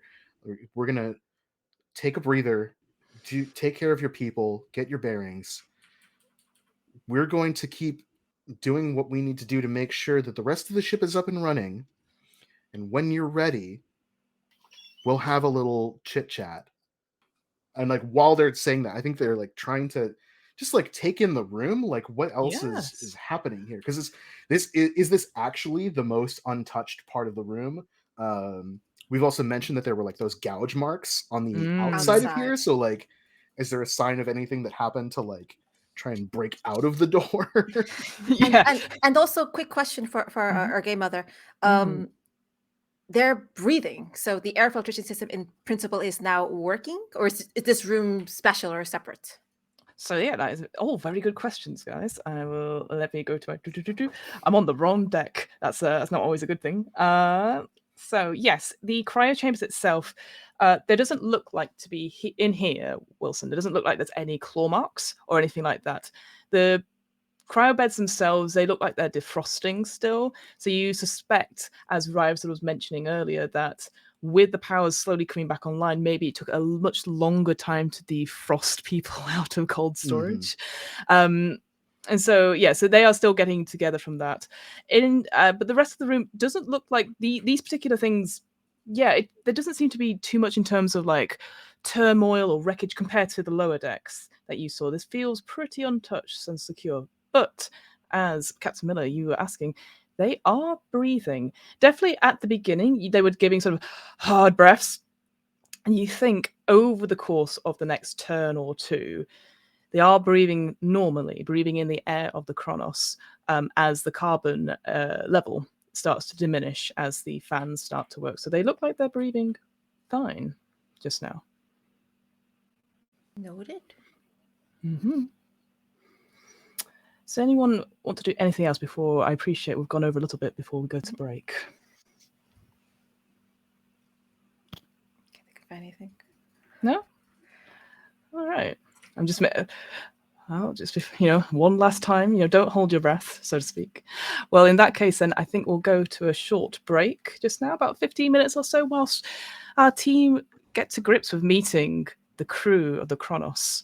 And, enjoy the break. Take your meds, take water, have a deep, deep gulp of air. Air's great, So wonderful. It's so much life. But we'll see you in 15 minutes. Bye.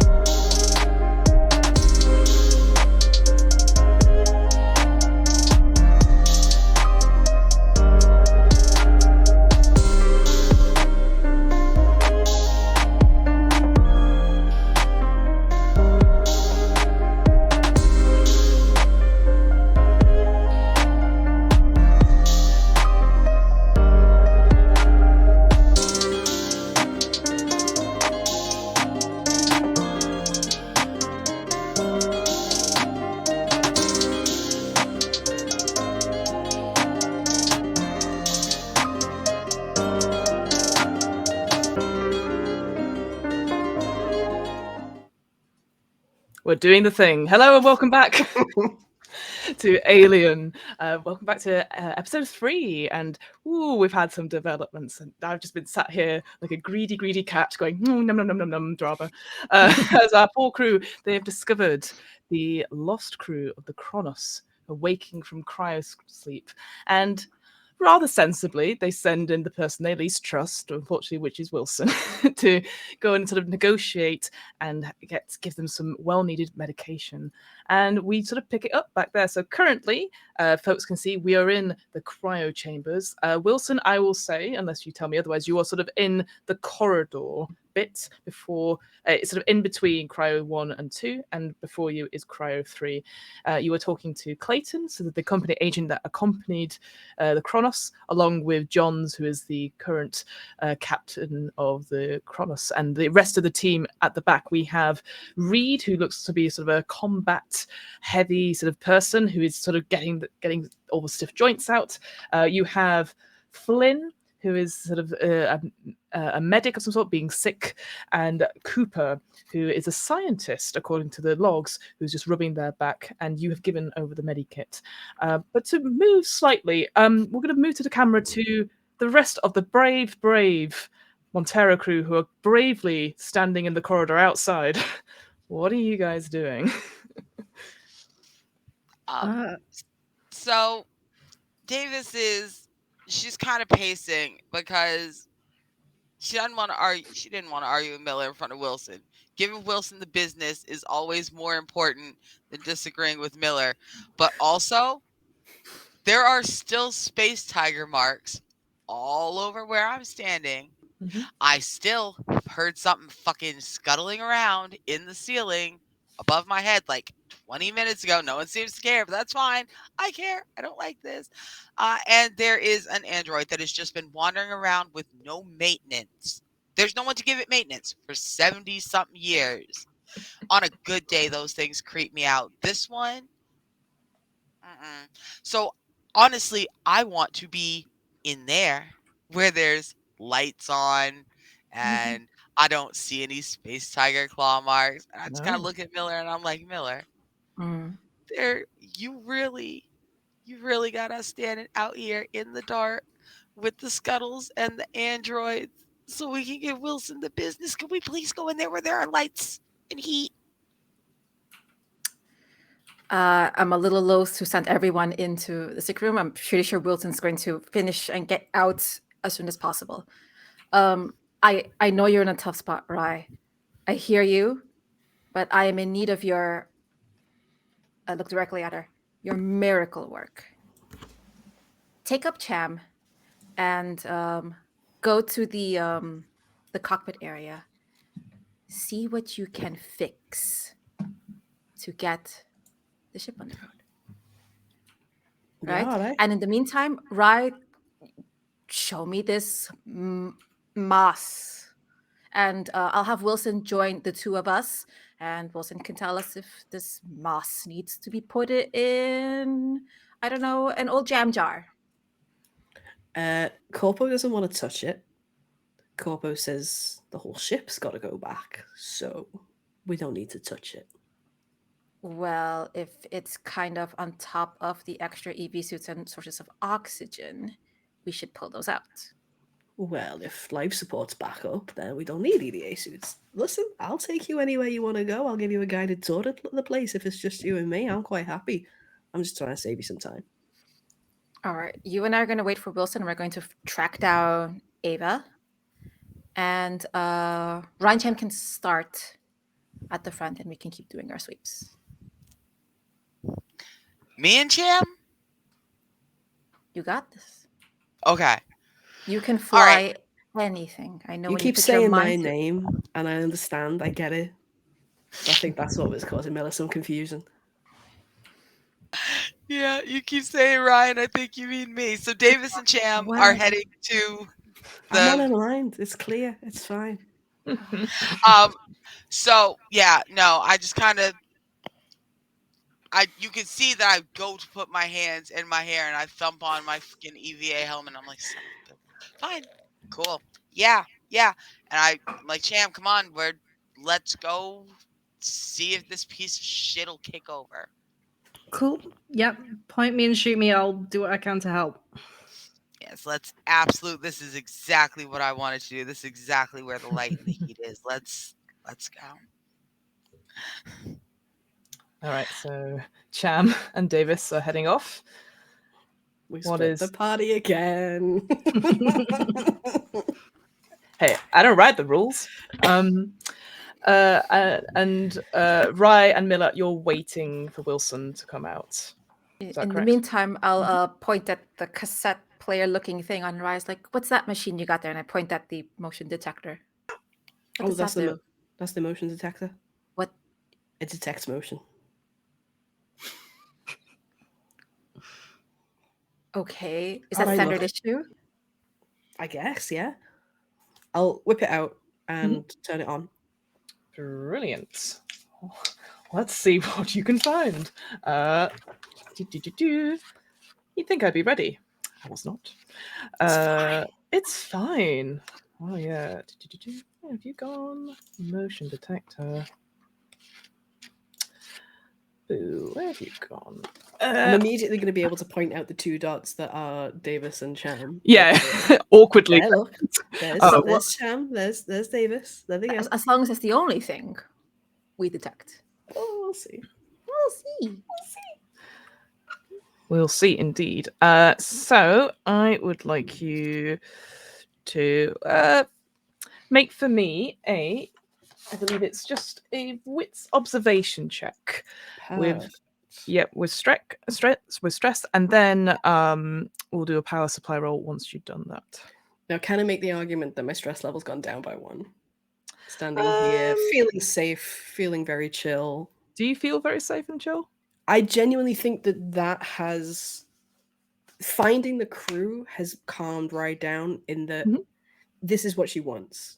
This is the job. This is what she wants to do. We've got them. Fantastic. That's like a tick off the box. Yeah, I think that's fine. So yeah, your stress level descends by 1. Beautiful.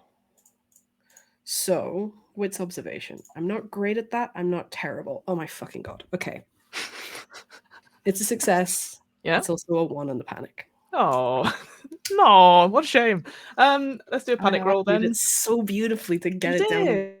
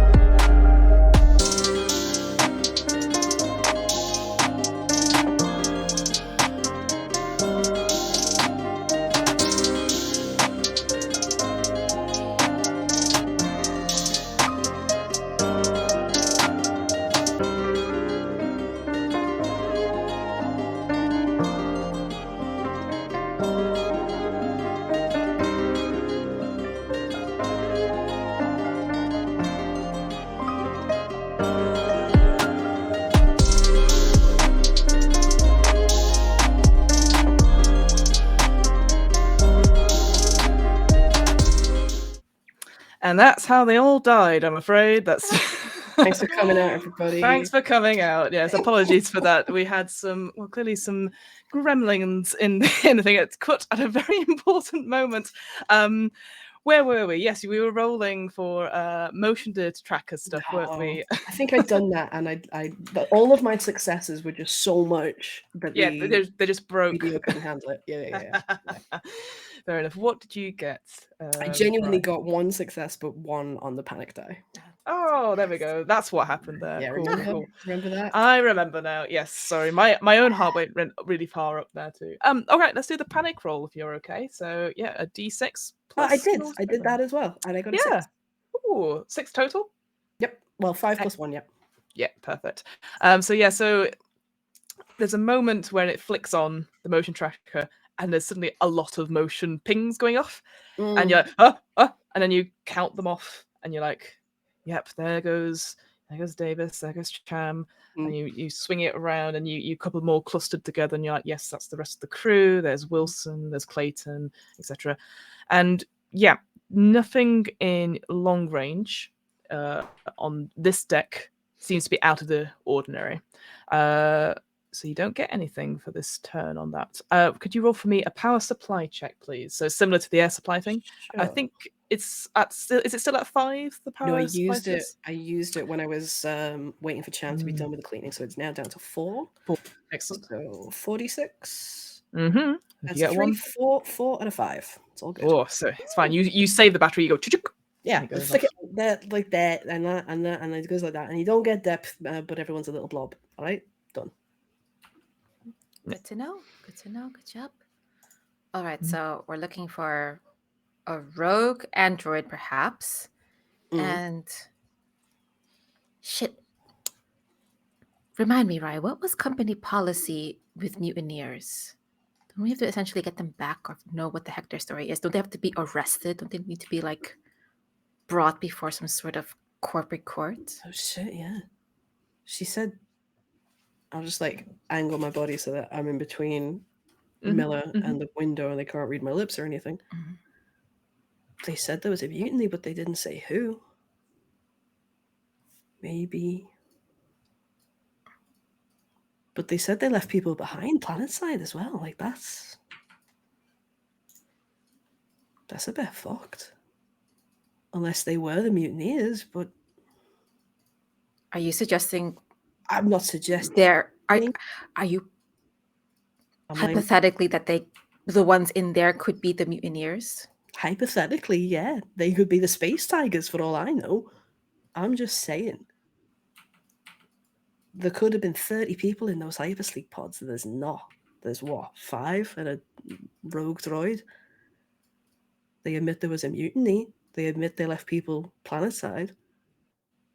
Mutiny happened on board and then they got rid of the mutineers. That's really weird. And Not also impossible. But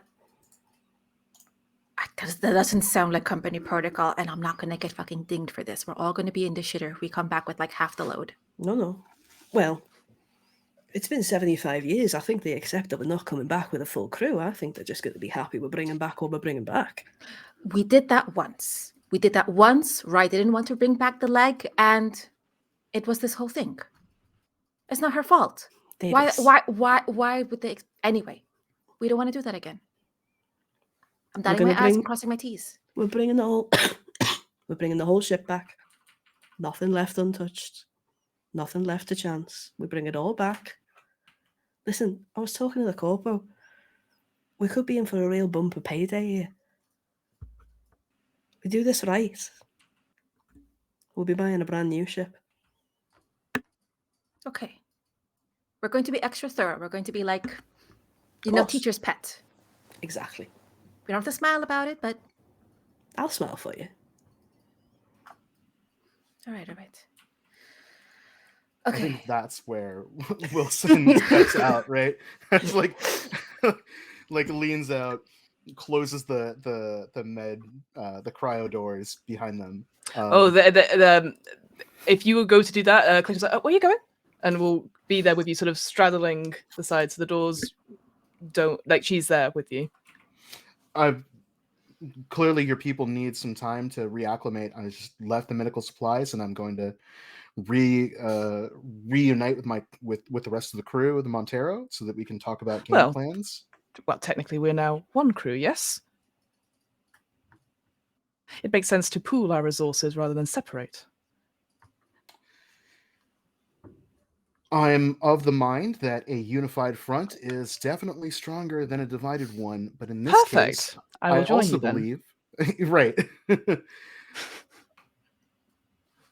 And we'll walk past you and be like, so you're the captain, yes? And points to Miller. Wait, whoa, hey, whoa. What are you doing out here? It's clearly the party's happening outside the corridor. If you're not willing to come, if Mohammed won't go to the mountain will come to Mohammed then, won't it? Something Mohammed on can't the climb the team? mountain if he's puking his brains out. Oh, Yeah, that he's too. fine. It's fine. Look, what is going on? Why all the secrecy? If anything, Ms. Clayton, I regret to inform you that the Cronus is the one with a fair amount of secrecy. Look, we will be willing to cooperate, whatever it takes for certainly me to get back to some sort of planet, because I cannot stand this tin can anymore. Okay, I am fully cooperative. What do you need? What do you need? Tell us I'll about the give you mutiny. anything. Oh, fine. There was some science mission. An archaeological dig. That's what I was told, and I'm here to protect company interests. We land on this garbage rock. Nothing there. Just a rock of grey. And the scientists, and she points back to Cooper, so the person with the peppered beard and glasses, who's now you can tell they're very practiced with the med kit and stuff, and you can see Flynn is starting to feel better, a bit of colour back into his cheeks and stuff, and they're sort of talking around, and everyone in that team is sharing out the med kit now, and they look like they're feeling a lot better in themselves. Cooper was leading it. Said there was some major discovery, and we were there for fucking days. Just most of it I spent in my suite, making reports back. And one day they got very excited, and there was just lots of raised voices and stuff. And before I knew it, we were taking off, leaving half of them on the planet side. The whole science module at the back left, gone, ejected. And before I knew it, I was rushed into the cryo chambers and told we need to get into hyposleep. The last thing I remember is seeing this. And she points to the door. Just seeing the door shut and the android, Ava, being on the other side, locking it. Okay, so where did the mutiny come into that? I don't know what to tell you. There was just talk about people wanting to stay, wanting to go. I don't know. There was shouting. I've got to be honest. I don't care. Okay, I don't care.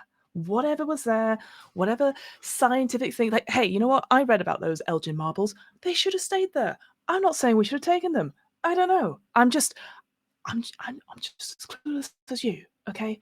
All I heard that there was some sort of mutiny. The captain took off, leaving half the team on the planet. So why is the captain no longer the captain? Why is the XO the captain?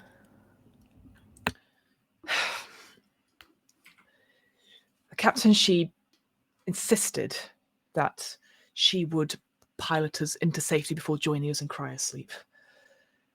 She insisted because she would know what to do. And she didn't want to put any one of her crew in danger. So it's just gonna be her and Ava. And safety from what? Over-enthusiastic scientific experiments. And I point at the space tiger gashes in the wall. Now that you pointed it out to her, she genuinely looks taken aback. And her eyes go incredibly wide. What the fuck did that? That's what we're trying to figure out. That wasn't there. I distinctly remember the lights. That wasn't there. Okay. It wasn't there. Yeah. It's there now, and we're here now. So what we're going to do is, as you said, work together as a unit to find out what's going on here and how we're all going to get back to port in one piece. Okay. Sounds delightful. And everyone in that cryo room were the were the saved crew. There's no one else we shouldn't expect on the ship beyond Ava. Not that I'm aware of. I mean, presumably the captain, but by the sounds of what you're saying, you have found something else. Or what remains of them. Did the captain have any sort of unusual body features? I mean, I didn't approve of their haircut, if that's what you're asking. I've never seen their hair. I mean, I've never seen above their neck. They seem to have misplaced their head, Miss Clayton. What are you talking? Turns to Wilson and says, have you been dealing with this as part of your... honestly, we could do so much better, okay? Clearly, standards have fallen. And I'll make this report once get connected to something. Hey, yourself. At least we've still got a ship intact. As an assessor embedded with the Montero, it's been my duty to make sure that this ship is running, to determine whether or not this ship is running to acceptable standards or not. And you may not know these people the way that I do, but in the last 6 months, I've come to determine that they are doing the best job that they can, and it's actually pretty damn good. We're not just blowing smoke here. So. Well, Clayton then turns to Ryan and goes, I apologize if you were offended by my comments about your crew. It's not really an apology. Sorry that if I was upset. Sorry you said it. Wilson jabs an elbow at Ryan a little bit, Wow. Anyway, Well, the captain seems to be missing their head, and their body seems to be contorted, changed. Stretchy.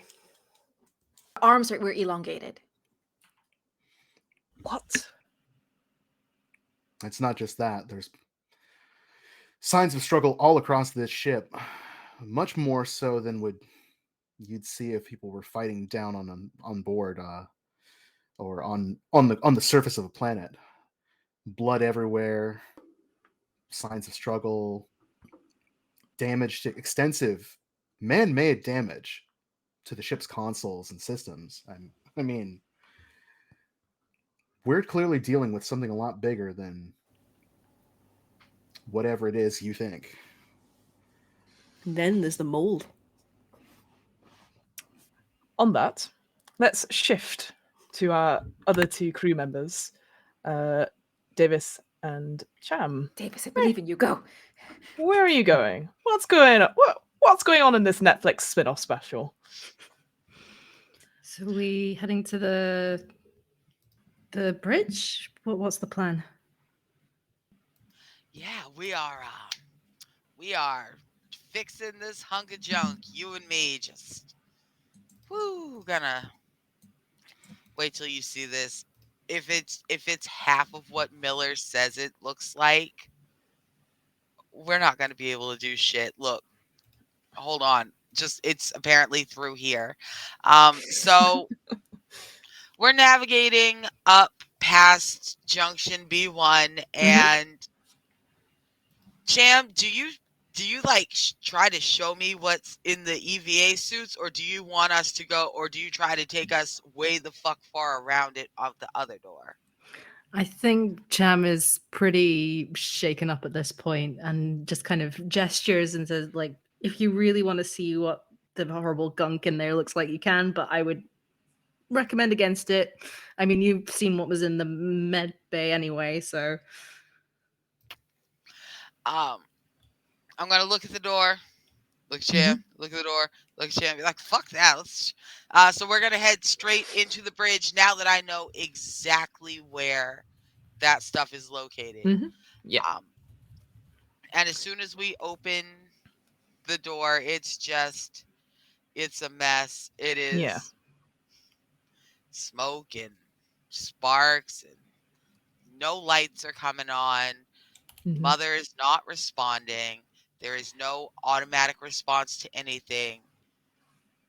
No, you take your time. You go into the conversation, and it is as I described in the previous session, but just for clarity here. So yeah, the power is on, but it is sparking a little bit. Each of the terminals, there's some damage to them. You can see, like I said, the display table is definitely slagged out, essentially burnt out. So you can't necessarily do anything in terms of bringing up maps or anything like that. Um, you can see the life support monitors, they're sort of there, but they're flickering that horrible sort of green static essentially. But it does seem to be indicating, having a quick look, that the air supply is slowly but surely changing back to a breathable thing. You think, a couple more turns and it should be breathable. But yes, I think the thing that will catch both of your eyes is the piloting stations. And you can see that in station 1, so that's on the left side. Pilot Station 1, there's an axe embedded in the console. And the other stations, Pilot Station 2, is dead currently, but having both a quick look and taking your time with it, you can see that it's dead, and it's not evident. Like, maybe you have a look, and maybe, again, I'm speaking for you, but please interrupt me if not. You're checking out the deck plating of it, and you can see that there is a lot of damage here. Things have been fried, certain circuit boards. So currently, to pilot it, you can pilot it through one station, but it would require a lot of work. You think roughly 2 shifts of time, and a shift is about 8 hours. Ooh, someone really did a number on this. Okay. What's the plan? Kind of look it up, I look it down. Like, well, between you, me, and the wall, this moldy, raggedy piece of shit isn't worth it. I think we should set off the fucking reactor and say, oops, I broke it. But Wilson will shit kittens. And then Wilson's brand new clone will shit even larger kittens. And then those 2 kittens will make terrible shit kitten babies. Ship will be overrun. We might as well just try to fix it. Ooh, yeah. I I mean, I'll do anything that I can to help, but it's just I like what really concerns me is every one of our crew getting out of this safe, and I'm just constantly worried about you all and hoping that you're okay, and like thinking about what's happening up there, and knowing that there's something running around that may be an android, maybe something else. And um if we're bringing this back to civilization and it's got all this gunk on it, is it going to be safe? Is it going Nope. to transfer to anyone? Is it going to infect anyone?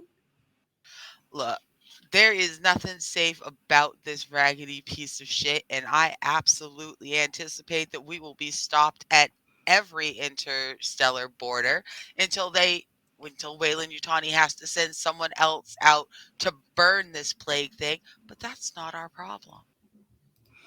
Yeah. Yeah, I So guess. we just got to buy enough time, fix at it for a little bit. We'll just kind of see what we can see, and maybe Miller can talk Wilson into having some common sense, and Wilson can talk the Wilson clone into being like, what if we just all get on the ship that works? But we can buy ourselves at least 16 hours, but I would say I might radio up to Miller just like this. And I open up my comm and I go, Miller, we're looking at like 3.5 shifts worth of damage down here. Is this just to Miller or everyone? It's open to the crew of the Montero, but not open to everybody. Okay, Mhm. so that includes Wilson. So that includes Wilson and Rye. Noted. And there could be a positive outcome after that really long chunk of time. Positive is a really, really strong word. The best I can tell you is you're looking at 3.5, close to 4 shifts, and maybe it might be able to limp along at half impulse until it breaks down somewhere outside of one of the custom borders. Cham, could you make for me a wits comtech check for me? Yes. With your stress, obviously. Perfect. No successes, but nothing on the stress die. Sure. I mean, looking at it, you stand further back, obviously listening in to what Davis is saying, and yeah, it would take you that amount of time. But you glance over to the other station, and you can see that its sort of decking, plating, and stuff hasn't been touched. And you figure that, yeah, sure, it'll still take quite a bit of work, but rather than replacing everything, you could always just take some of the parts of that station and put it into this station. Like, your brain works like this, you're a person that it mixes with parts and stuff like that. So you think you might be able to speed up the process, but you don't know by how long, and you don't know what parts are missing and stuff, so you might need to go deeper into the deck. I'll give you that.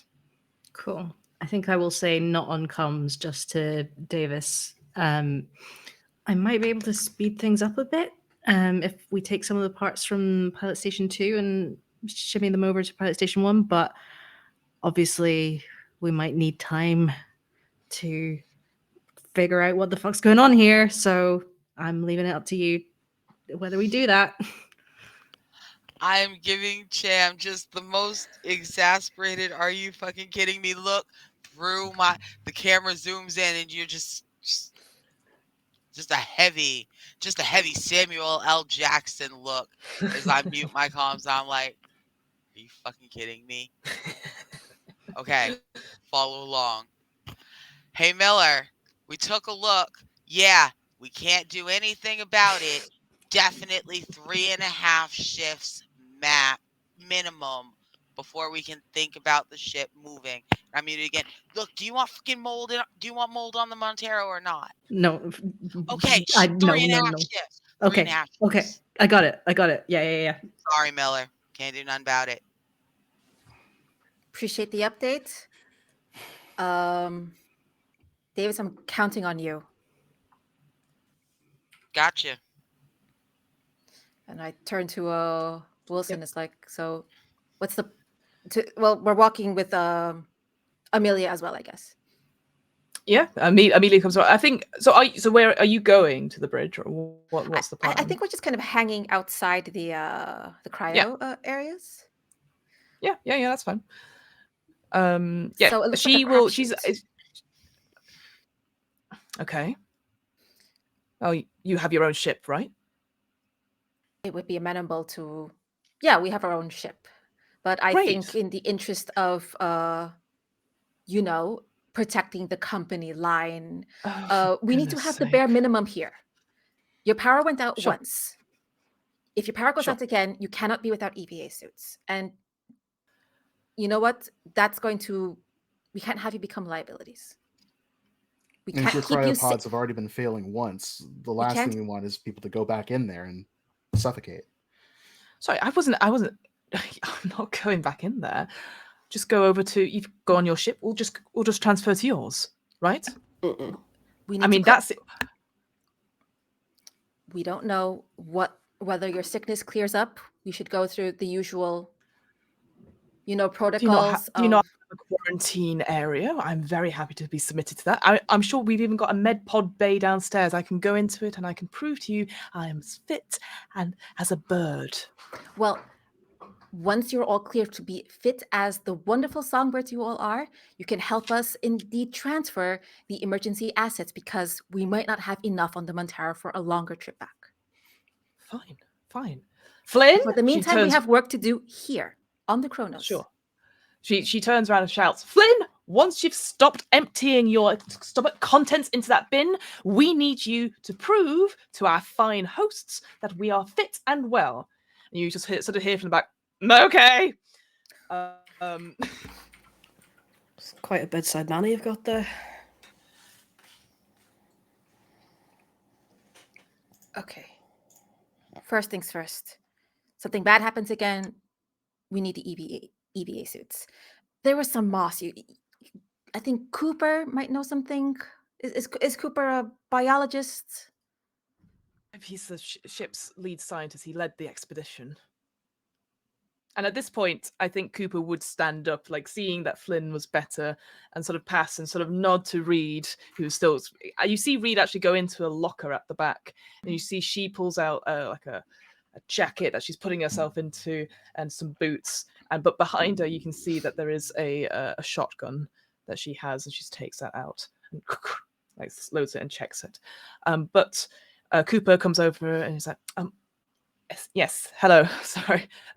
Puts out a hand and goes, oh, sorry, yes, you seem a bit, well, understandably, yes. And sort of looks at all three of you. All right, Cooper, we're going to ensure that should something catastrophic or dangerous happens again, that the Cronus crew is also able to keep themselves safe. Yes. All right. Well, of course we can keep ourselves safe. That's fine. You need EVA suits in case something goes down again. And my crew was telling me that there's some unknown growths.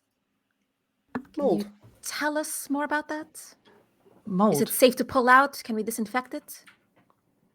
You know that seaweed that you used to get at the beach and you could pop, like, with the little poppy bits on it? Pop. You know, like bubbles, like bubble wrap. Bit like that. Bubble wrap packaging. You put it in and yes. There are EVA suits down there. I think there's some back in the. She said, Cooper goes to his own data pad and quickly skirts through and goes, I think, yes, there's a few more. There's some storage at the back as well on this level. I'm on the wrong map. Apologies. Let me zoop back up. Zoop. Yes, I think right at the back. And he points past the cryo chamber. You can see there's a door. He goes, yeah, past the in the examination room. There's like some other EVA suits there. I think there's about 3 of them. Okay, we're gonna need more. So, can we clear out that moss? In vestibule 1, whatever it was. Oh God, my head. Sorry, clear it out. Yeah. Yeah, there was Ava had gloves. She had stuff. Are you all right? So you need to go and have a lie down. Oh, my head. Sorry, one more thing and I apologize about your head, but I'd like your scientific opinion on this. Oh, What causes a human to have extremely elongated arms? Arms. Elon. You know, these extremities? They stretch it. And at this point, the 3 of you standing there, along with Clayton, see out of Cooper's nose, there's like a black ichor. Step back. Same. And out of his ears. Oh. And he staggers forward. Everyone, stress level goes up by 1. Yeah. Mm-hmm. Can we? As he starts to convulse and writhe and start to go, and it hits against the cryo chamber doors. As you guys did they fall inside the cryo chamber doors or outside? Oh no, they step towards falling you. Forward, right? Yeah. He's falling towards you. Can I close those cryo doors before as he's just flat on the ground? He's sort of he's stumbling towards you. As the rest of you are sort of rushing back, you can see he starts to sort of convulse. And whilst you can see Clayton takes a step back, and you see Reed also stand up with the shotgun. Flynn cowers at the back of the cryo chamber. But you don't stop to ask why, because now Cooper is in the depths of a seizure now, flailing about at everything and everyone. Like, they're now on the floor, writhing in that corridor. And with a sickening pop and a crack, Cooper's jaw goes slack and impossibly wide. His skull, underneath the taut, sort of soaked skin, suddenly seems to fracture like a spider's web or an egg being broken. You pause, all three of you, processing what happens. Because then, out of his open mouth, a slender, gore-covered, pearly white arm pushes its way out. More stepping back. A lot more stepping back. Another reaches out and tugs open his distended mouth. What the fuck? As the spindly white fingers yank the teeth back. I grab for my holstered gun. Cooper does not scream, for it's clear that he's not in his own head anymore. Something else is, and it wants out. Flesh tears and tendons snap as a thing inside his skull pulls his face open right at the jawline. And finally, a thick, gurgling sound welds up inside Cooper as his head is ripped from his body as whatever is inside plops to the floor in a burst of ichor. Kill it! Kill it now! Bam, bam, bam. While that's happening, Wilson slams the controls for the medbay doors. And Riot is just shouting, "Oh fuck! Oh fuck! Oh fuck!" over and over again. So, team, welcome to combat. Now, normally in combat, 105 climbing heart rate. we are normally the way that combat works in Alien is that you draw from a pack of cards from 1 to 10, going from lowest to highest. Unfortunately, we're not in person, which is very sad. So what we're going to do is an alternative, just to make it easier for the stream. We're all going to roll a d10, essentially, and that is their order in initiative. What I will say to our team is that you can switch with somebody in initiative, should you wish to, but you can't go back as a result. It's basically, you can do that one time. So unfortunately, the people that are there, we've got Captain Miller, Rye, and Wilson. Unfortunately, good poor Cham and Davis, they're just tootling along downstairs, none the wiser. Oh no, they're safe from the Right? I'm like, what you mean, poor me? Lucky me. Ha ha ha ha ha. Basically, Arnica's last comments in chat. We're manifesting it. I don't see the chat whilst I'm playing, so I'm going to enjoy this later on when I'm indulging myself. Fiona, you're not missing a thing. Oh no, I can't wait on the D10. replay. Yeah, roll your d10. Ooh. And something I'm going to tell my players right off. So you will only get one turn, so one round basically. And in that round, you can do a fast action and a slow action. Fast actions are usually you're running quickly, getting your gun out, shooting, aiming, etc. Slow actions is doing an attack of some sort. There is like a table for both of them. One thing I will say is that you can use both, not a problem. But if something attacks you, if you've got an action spare, you can block if it's gone past your round. But if you don't have it, we'll go through it anyway. The other thing to mention, because I just want to be transparent, is that these creatures, they're a lot faster. So they get to roll or take more cards in initiative. So they get multiple goes in a turn. Just thought I'd mention that. So let's talk. Who's got what? I've got a 5. I have a 5. 4. A 9. Oh, Captain.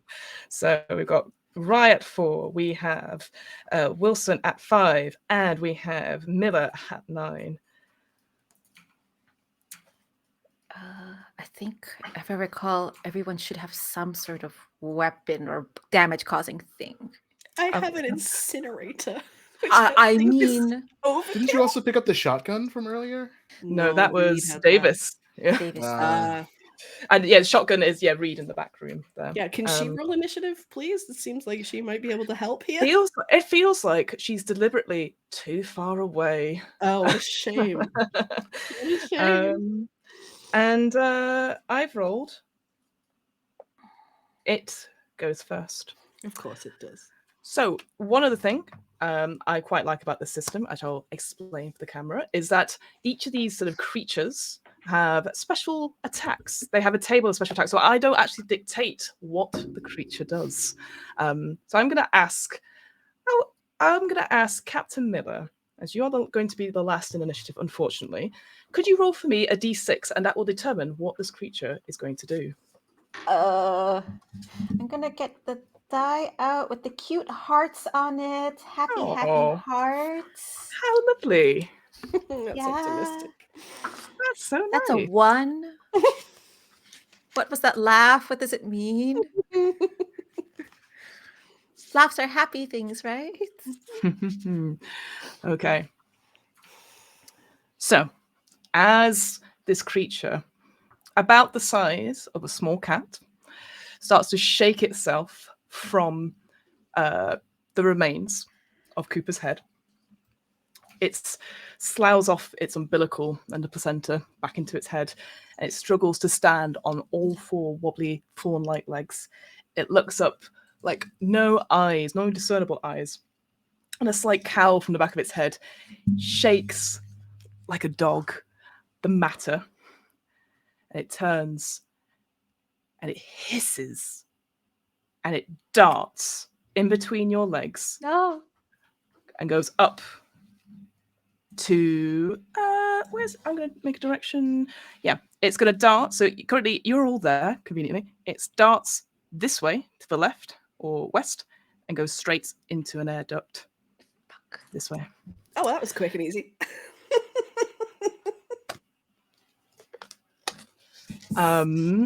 It's now Rise go. I assume I can't see it. You saw where it went. There's a nice little splatter or footprints as it goes. Lush. Yeah. Love that.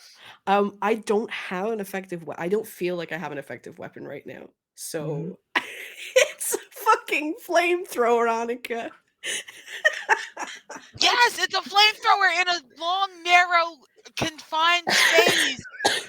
That's literally the perfect space for a flamethrower. It's fine. I'm not even there. I'm on the bridge. Don't mind me. I agree with Arnica. I mean, yes, I am. Yeah, just do your best Hank Scorpio impression. Okay. Yes, very true. Also, everyone's stress level went up at Yep. Yes, that's fine. Cool. Actually, at this point as well, yeah, fuck it. you. That was terrifying. Can we do a panic roll for the 3 people there, please? Mm-hmm. Mm-hmm. And tell me what you get. That's just all our stress die? It's what? Your stress die plus your stress level, please. D6 plus 1 or plus Yep. whatever your stress is. Yeah, I've got a 2. You're like, fuck. I'm cool as a cucumber. So I've rolled 2d6 and I'm combining them. No, just 1d6 1d6 plus your stress level. Gotcha. Let's try Yeah, that again then. Okay, That's 1 plus 2 is 3. I'm fine. Yeah, you and Wilson are like, fuck, man, that's fucking terrible. I hate that for him. I Honestly, rolled a- Rye is mostly thinking like, oh, that must be what happened to the captain. All right, that makes sense. And Miller? I rolled a 1, but I have a total. I rolled a 1, but my stress is 4, so that's a total 5. 5. Yeah, so you're like, fuck! Yeah, you're like, fuck. I think what I'd say, because you did say you were going to go and shoot. You were about to go shoot, but maybe remembering Davis's monologue on the channel back in season 1, like, who would shoot so close to a bulkhead? That's really fucking dangerous. So you managed to not Explosive decompression, right? Yes. So you basically go, ooh, and you manage not to shoot. You keep it together. But sorry, I interrupted with those panic rolls. But yes, back to Rye. What would you like to do? I think as much as she is able to keep her cool, it's because of pure numbness. It's because of just absolute shock at seeing this happen and the reaction happening so quickly. And so she just looks to Miller with just eyebrows raised, questions in her eyes. What do I do? All right. So, do you say anything quickly, Miller, at that point? Just I 'cause of think keeping all that information- is coming out of her mouth is what the fuck, what the fuck, what the fuck. All right. Miller's eyes is basically darting from Rye to the duct to the panel opening the door where the other survivors are. Cool. All right. We'll then move on to Wilson. What would you like to do, my friend? Wilson was in the doorway, basically, like just to the side. So Yeah. Wilson just like turns and slams the control panel and like goes to input an override to lock it. So you're on the inside with the other cryo people then? Sure. Yeah, I had been walking out of the hallway or out of the room into the hallway with everyone. Oh. So you're shutting. Wait. So sorry. This sounds really. This is very important. Sorry. No, it's fine. So everything happened here on Yeah. the outside, and you had yourself, Captain Miller, Rye, and Clayton had come out. Yes. Everyone else is currently in Cryo 3, and so you have shut the cryo chamber door. So you four are still outside. Is that correct? Or Yeah, are that's the goal, is to lock the entrance to the cryopods. Perfect. Yeah, I'm just making sure that you weren't, for whatever reason, on the inside and No, leaving those no, three no. out. That's No. That's where That I was would've like, been- sure. Yeah, that's why I just wanted to clarify that. Yes, absolutely. So yeah, you just go whoop, and you just and you hear like, hey, what? You know, like you can hear some noise from in there as clearly Reed is sort of reacting to that. Cool. All right, it's go. Could somebody else roll me a d6? Okay. I guess. 3. It does a little jig. Listen, I don't know if anybody saw and I'm gonna give myself away as being one of those people who pronounces it GIF that Fiona posted on Twitter today, but that is all that is in my mind right now. I Yeah. hate Okay. it. Miller, it's your go. I point my gun at Clayton. What the fuck? What the fuck are you doing?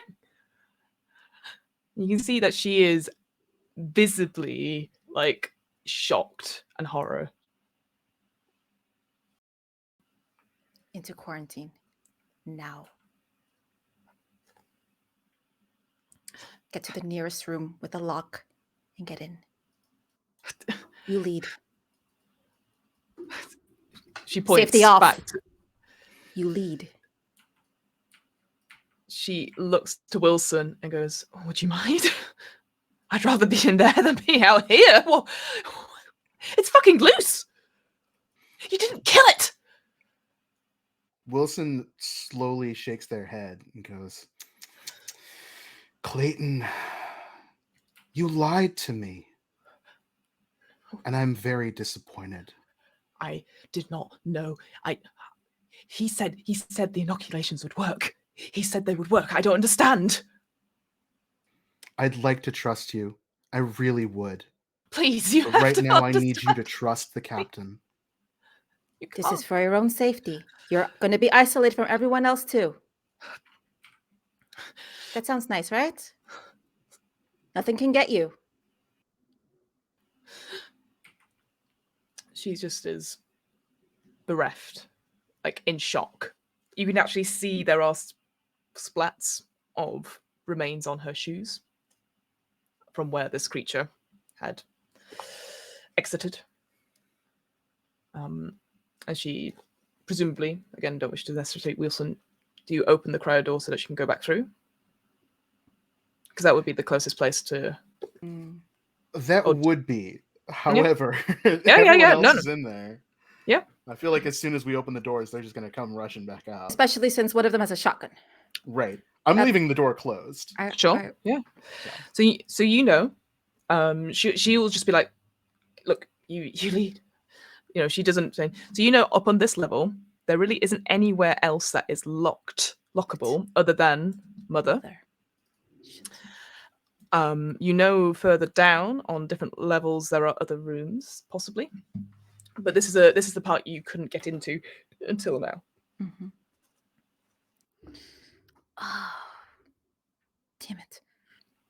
We saw lots of other rooms on deck. Deck B, yes, B. I will Yes, flick to it now. please. Yes, One of lots the living quarters, probably the If most Mhm. isolated. If they're Yep. lockable. Yep. You think with your overwrite key, Wilson, you should be able to open pretty much anything on the ship. Good to know. It worked for your entrance into Mother earlier. Mhm. So you think you could be able to bypass that. The only thing you weren't able to bypass was the wall safe and the EEC. Right, because that had a number code. Exactly. Yep. So what's the plan? I will get on comms with. I'll get on comms with Davis. Open comm and say, "We saw it. I think the thing that. Oh fuck! That means there might be two of them now. I'm sorry. We see two of what? Looks like God, it looked like a scorpion, but it popped out of someone's head. Aliens, Davis. We've seen aliens. Davis, the thing I asked you to do. I need you to speed that up as much as possible. The thing I trusted you with, concretely, so we can get to a safe place. You read me? Yeah, no, I'm fucking on it. What the fuck does Wilson mean? Aliens. With a more than one. There's no alien. No aliens. In the duct. On the level we are at. So On the west side of the ship. Davis and Cham, on hearing that, your stress level goes up by 1. your stress level goes up. Watch each other's backs. Davis, you got this. You are loaded at the hip. You take these fuckers out if they come near you. Goddamn right, I'm loaded at the hip. I'm about to be more loaded than that. And I walk over to station 1 and I pull the axe out. Yep, cool. Add axe to your inventory. You're definitely like Ash versus Evil Dead at this moment. Yeah, Ash, make it. I mean, boomstick.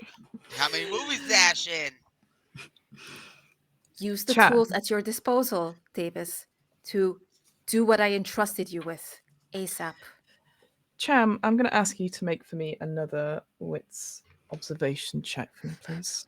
Okay. Oops. Oops. Yep, just fumbling with my dice because I'm nervous. No successes, nothing on the stress die. Okay. So you are sort of taking this all in a little bit. You know, you are hearing, like, I think even though she can't hear you, Clayton sort of sobs and sort of random cries like, what the fuck was that? You know, you can hear over the channel. And then just, it's so brief. You hear something else. Not on the comms. Like you look, maybe you're at the comms station at the bottom there, and the door is still open, so you just hear like a catch, a phrase, and you just hear like very softly down one of the corridors. Is this the way to Amarillo? But it's gone. And I think, folks, that is where we're going to end our session tonight. Thank you so much. Wow. Hey, somebody died. Hey, it wasn't one of us. It wasn't one of you. Hooray. That is the end of Act 1, everyone. Oh, God. Yes, congratulations, everyone. I am going to have a little bit of a think and see who got to what in terms of agenda, and then I will let you know next time, players, who gets story points and who doesn't, as well as new agendas for Act 2. which is what I like to, well, what it's called in the module is called Act 2, The Long Night. So maybe you'll be staying up for a little while. But thank you so much for watching. I'm going to pass it round to my players to outro themselves before handing it back to myself. So we're going to go in the same order, starting with our wonderful pilot, who's now very tooled up, Arnica. Hi, thank you so much. I've been Arnica Ross. You can find me on Twitter, Twitch, and Hive at Arnica X Ross. You can find me on Girls Run These Worlds, not Mondays anymore. We just wrapped up. Wish we weren't here. Our terrible, horrible, very good, no good, very bad road trip to save reality, but it is available on the Girls Run These Worlds YouTube. Go ahead, check that out, like and subscribe. I said like and subscribe. Ah. On Tuesdays, you can catch me as Alan James, Captain Jack, and Anita the Lesbians mass game, Helicon City, here on Girls Run These Worlds at 8 p.m. On Wednesdays, you can catch me at 7:30 p.m. on Valdorant's channel playing Effie the Andalite in Morphs in the Bayou and Animorphs Blades in the Dark hack. And then we'll be all the way back to Friday, where I'll be back as Leah Davis with an axe this time. He's like +1 game level, axe engaged. Thank you so much. Hi, I am Myrna. You can find me on Twitter at Lucia and Lattes, where I talk about the intersections of social justice and gaming and probably yelling about pro wrestling. I've written and published tabletop role-playing games at colorspreadgames.itch.io. I'm also a voice actor for the queer sci-fi and fantasy audio drama, The Penumbra Podcast. If you'd like to hear yourself represented in stories, that's at The Penumbra Pod on Twitter, thepenumbrapodcast.com. Very good, thank you. That's me with a muted mic. Hey friend, it's me, JC Darcy. I'm a GM, writer, game designer, performer, and producer. I'm also the director of operations here at Girls Run These Worlds. Right now, I'm not in anything other than this because I am knee-deep in scheduling. This is my favorite part of the job. I'm putting together the roster for the next spring and summer. Everything's looking really exciting, but pitches are still open if you would like to come and tell a story with us.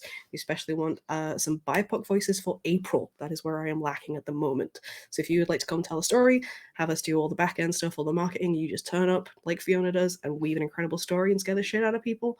It is our pinned tweet. Please come and find us, Girls Run Worlds.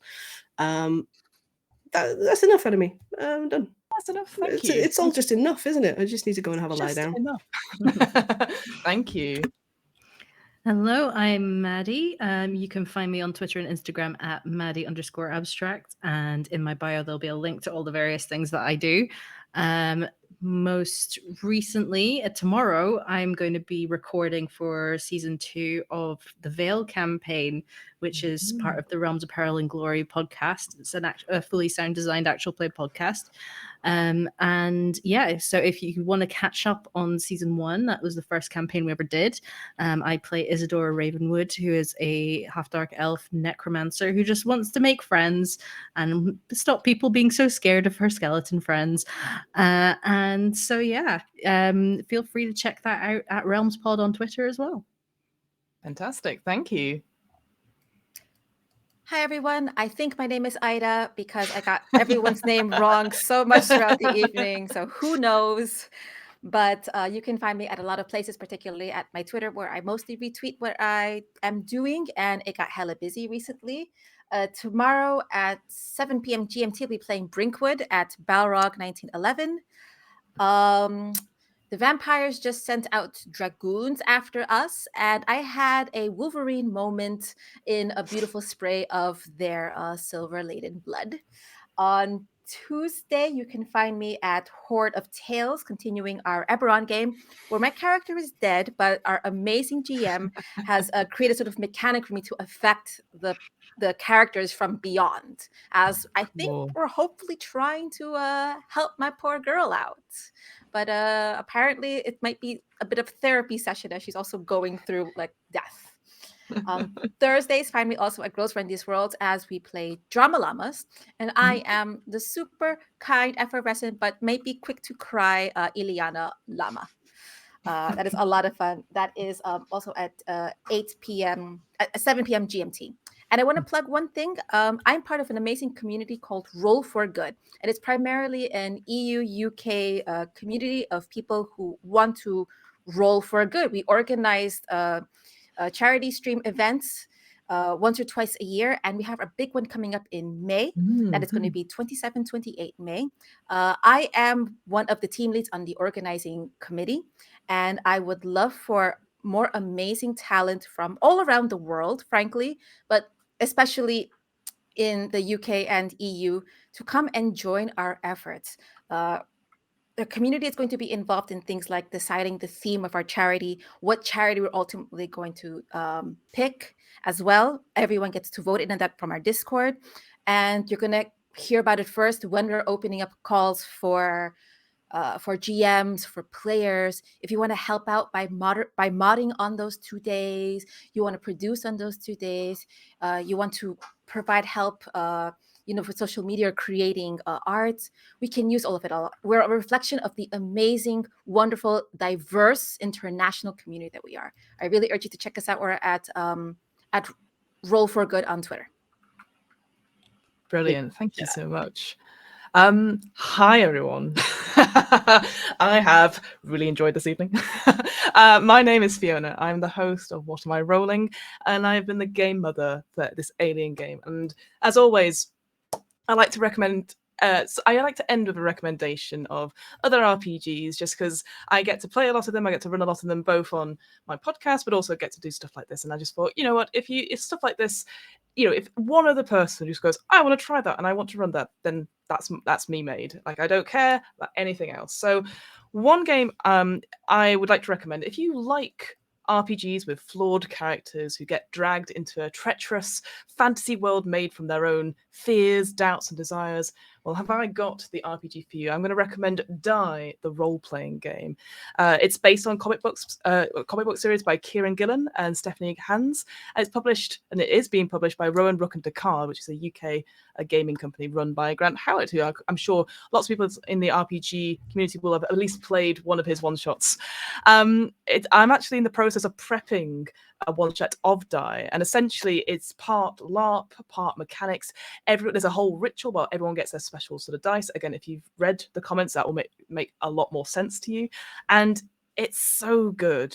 It really relies on you being the character and being a part of the game.